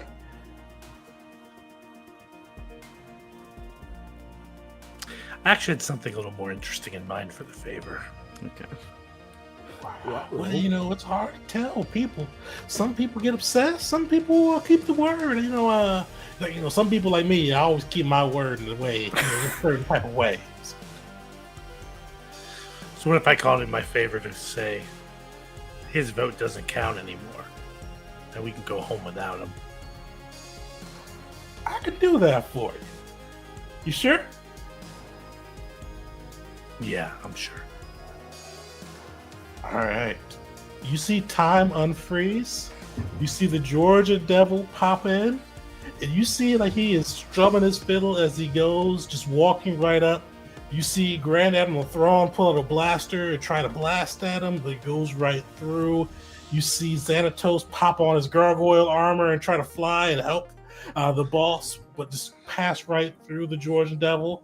And you see the devil just rip in to poor Vincent, grab his heart out, and you see Vincent fall to the ground. If you're dead, you don't get a vote. Yeah. And I repeat that line just so everyone understands. If you're dead, you don't get a vote. Okay, how the fuck do we? I vote to leave. I vote to leave. I vote. Yeah. Do we have to do? Do we have to do? Is there a something? poll? Yeah. Well, yeah. So, do you all vote to leave? I vote to go home. We are in the end game, so yeah, I should have mentioned that. Whenever we call for a vote, if everybody votes for the same thing, that works. But as you guys are kind of coming together and calling for the vote, you see Vincent sit back up, heart out of his chest, but you see cybernetics starting to form across his body. The same cybernetics, the same kind of twisted cyborg look you had seen with some of the Fallen and Cyborg Frazier and the Sentinels you'd come across. You see it sit up and you see him looking at you guys, eyes heartbroken, as you all come together and say you want to go home forever and disappear from the world of Die. So, I'm going to ask each of you guys one last question before we wrap it up. As you all make it back to the world, make it back to your real lives in the real world. I'm gonna start with you, Joey. So you've made it. You've come back. You guys wind back. You're all back in the kind of the furnace room, back where you started.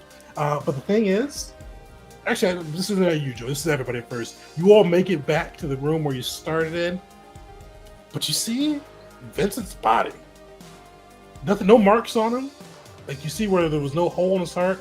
But you see his body. His face is slumped over on the table. No breath, no pulse, just dead.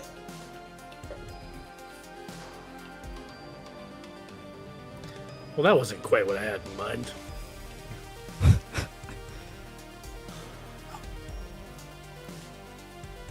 Not sure I have any Fred's gonna vomit. any feelings towards that. Just very abruptly. Just yeah. I feel like it's an appropriate response to seeing a childhood friend's heart ripped out and learning that he's a murderer. Now that he's also dead in real life too. Yes. Yep. Appropriate response. Cerise just looks at him. Joey also turns to Alex and says, I didn't want you to be the one that had to do it. Now you know I would have. We all know you would have. And probably should have. What it cost So you? terrible. Yeah. Still owe Satriani one. Hopefully he doesn't come calling. Beyond that, even Steven all the way around. Not bad. Sweet. So you all survived the world of Die, came together as a group and agreed to leave. But one last question. So Joey, I'll start with you first. After all of the red tape and dealing with Vincent's death and connecting and probably giving once everybody probably gives some of the hints, you're able to find kind of that same blade you found in the Die world, in the real world, matching up the genetic markers that he really did take out Ernie. But you after all that, you get back to your real life. You get back to normal. Everything kind of goes back to your new normal. But what changes in your life after going through all of this in the world of Die? Or does anything change in your life after all this? I think Joey moves to the hometown right? I think he stops traveling, and he wants to stay in town, stay near his sister and his niece and nephew. Maybe even goes and finishes that GED. Nice.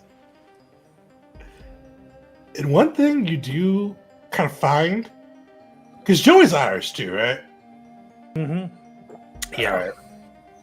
So, anytime you're in the sun too long, you get like a wicked sunburn. Like you've always got to probably sunburn a little bit, but now you're feeling the sun too long, just burns the hell out of you. Like, yeah, just 2nd-degree burns, like quickly. Damn you, Satriani. Yeah. A little extra goddamn there. But yeah, you're able to get back in, get close to your family, get that GED, and kind of get back to your new life. Cerise. Actually, Cerise and Alex. I kind of pick I was on about both to say. at the same time because it just makes us do one before the other. You make it back. How does your life change? What happens now?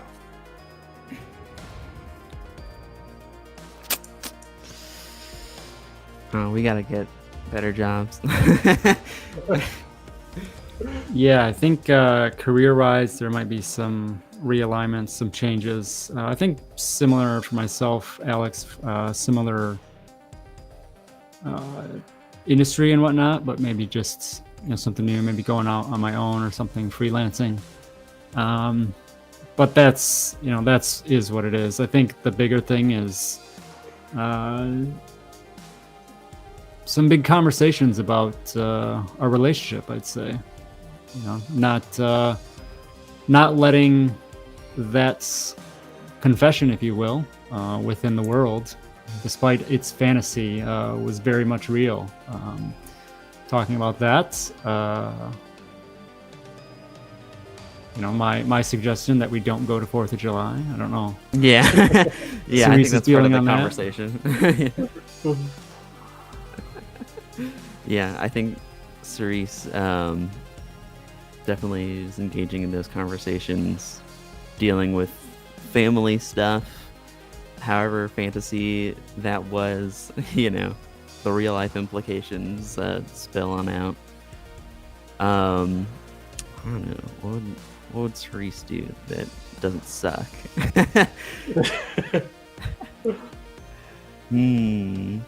I don't know. We can work together. I can be the business, right?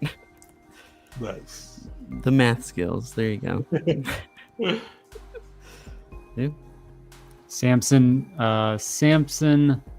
something promotions. I don't know. We'll figure it out. Samson Records. Yeah, there you go. Oh, all right. Like indie band promoters. Go find Yeah. little indie bands and help them land their first deals. Exactly. We never got. Yeah. Yeah. Brad. It should be called Ernie Sampson Promotions. Oh. Nice. I like that. Nice touch.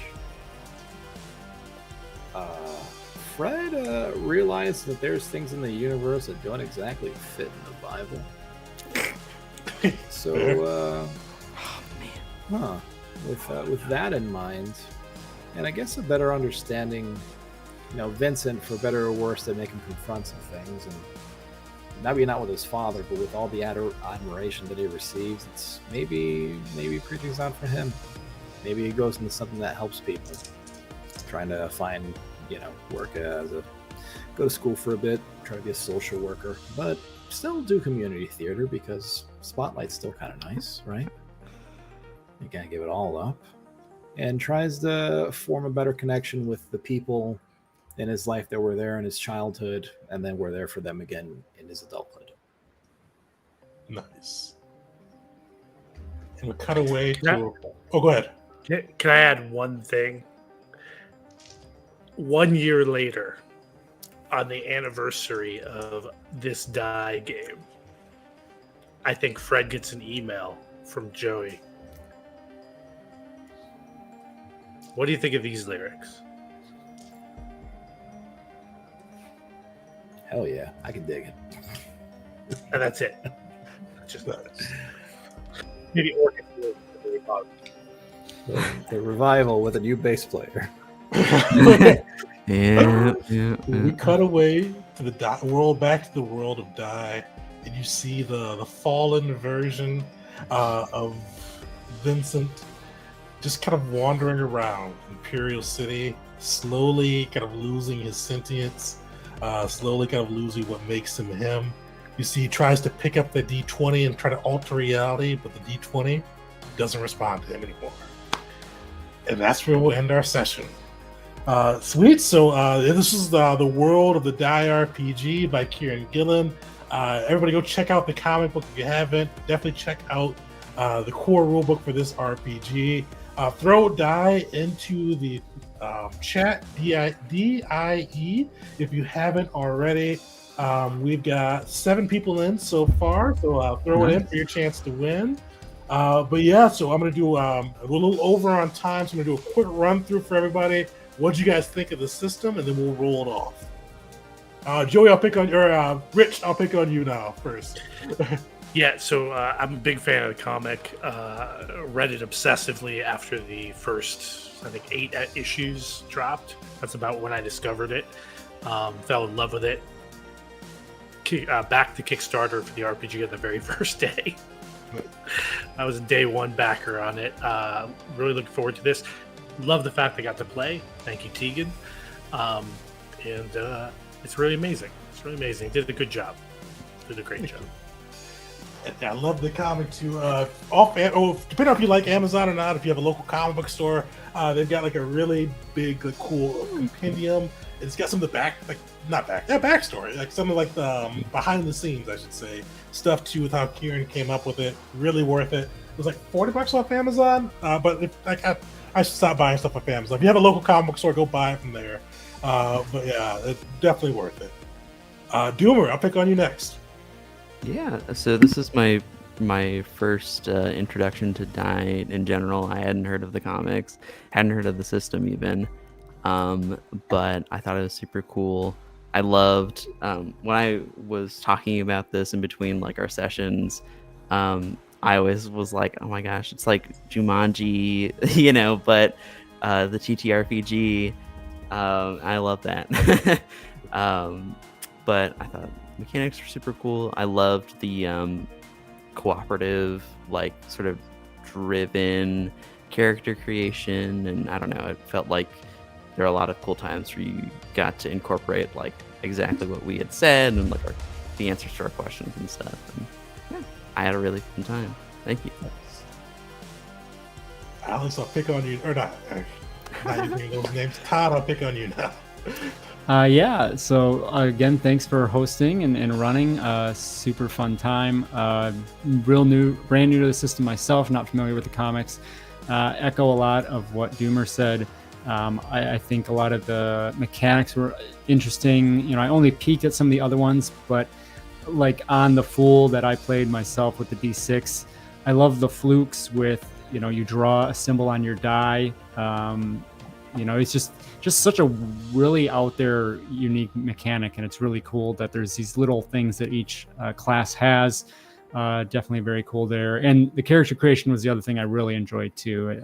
Just going through that process, and I think the fact that the GM then picks a class for you is really cool. The system obviously does a really good job of helping direct that, but yeah, really cool change for that. So nice.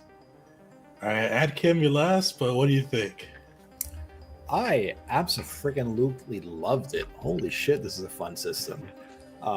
It's brand new to it, like Todd and Doomer. I love the concept. I always appreciate the hey, we're normal people in a fantasy world. I love it. The mechanics were super simple, and I feel like we barely scratched the surface of a lot of it, because I can imagine like with late as gameplay progresses, this can get scarier. Like just some of that development that I got a peek at, but didn't pay too much of because this is a one shot. Whoa. And I'm again echoing a lot of what Todd said with the character creation, the cooperative aspect of it. Just every lots of yes checks all over this game system. I absolutely love them. Thanks for having me at your team. Thanks, man. And yeah, I'm glad you all enjoyed it. And if everybody throw die in, I'm going to throw some of my quick thoughts in, and then we'll roll that off to one lucky viewer. Yeah, I love the character creation. That was just a lot of fun. My only thorn so far for it. This is definitely what I wish I had more time to do another campaign for, because I feel like more sessions with this would be perfect.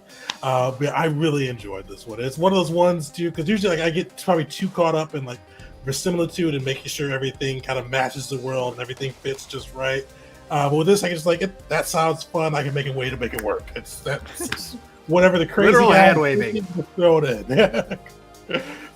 I enjoyed that. It was free. But I loved it. I love the comic book. Definitely, if you're a DM or GM, DM, whatever you call it, especially go read the comic book. It inspired me. So hopefully, it's just one of those ones that's just a really different angle, and I enjoyed it. So shout outs to Kieron Gillen for that. But yeah, we're gonna roll it off. So let me roll that now. So if you're not in, get in before I find my Nightbot. And one thing I will shout out before we do it, and don't hold. Your schedule is committed, but don't hold me to it if something weird happens and it doesn't happen. But Kieron Gillen has agreed to do an interview for the channel. So we're going to be meeting with the creator of Die, as well as the Die RPG and comic, as well as some really cool X-Men and Star Wars comics too. So really looking forward to that. But we're agreed, but take it with a grain of salt. I almost didn't announce it, but I'm throw it in there. But yeah, let's roll it out. It's not going to be live. I'm going to be doing that with just a straight record, so I don't have to worry about any streaming shenanigans. See who wins. David Patrick, you are the winner of the giveaway. Either message me on YouTube or email me at teganjgaming@youtube.com, and we'll send you a free PDF of the Die RPG comic. Or Die RPG based off the comic, so you can run this with you and your crew. But thank you guys for coming through. I don't have the book next to me, but our July game of the month is going to be Stars Without Numbers, so stay tuned for that. But thanks, everybody, and until next time.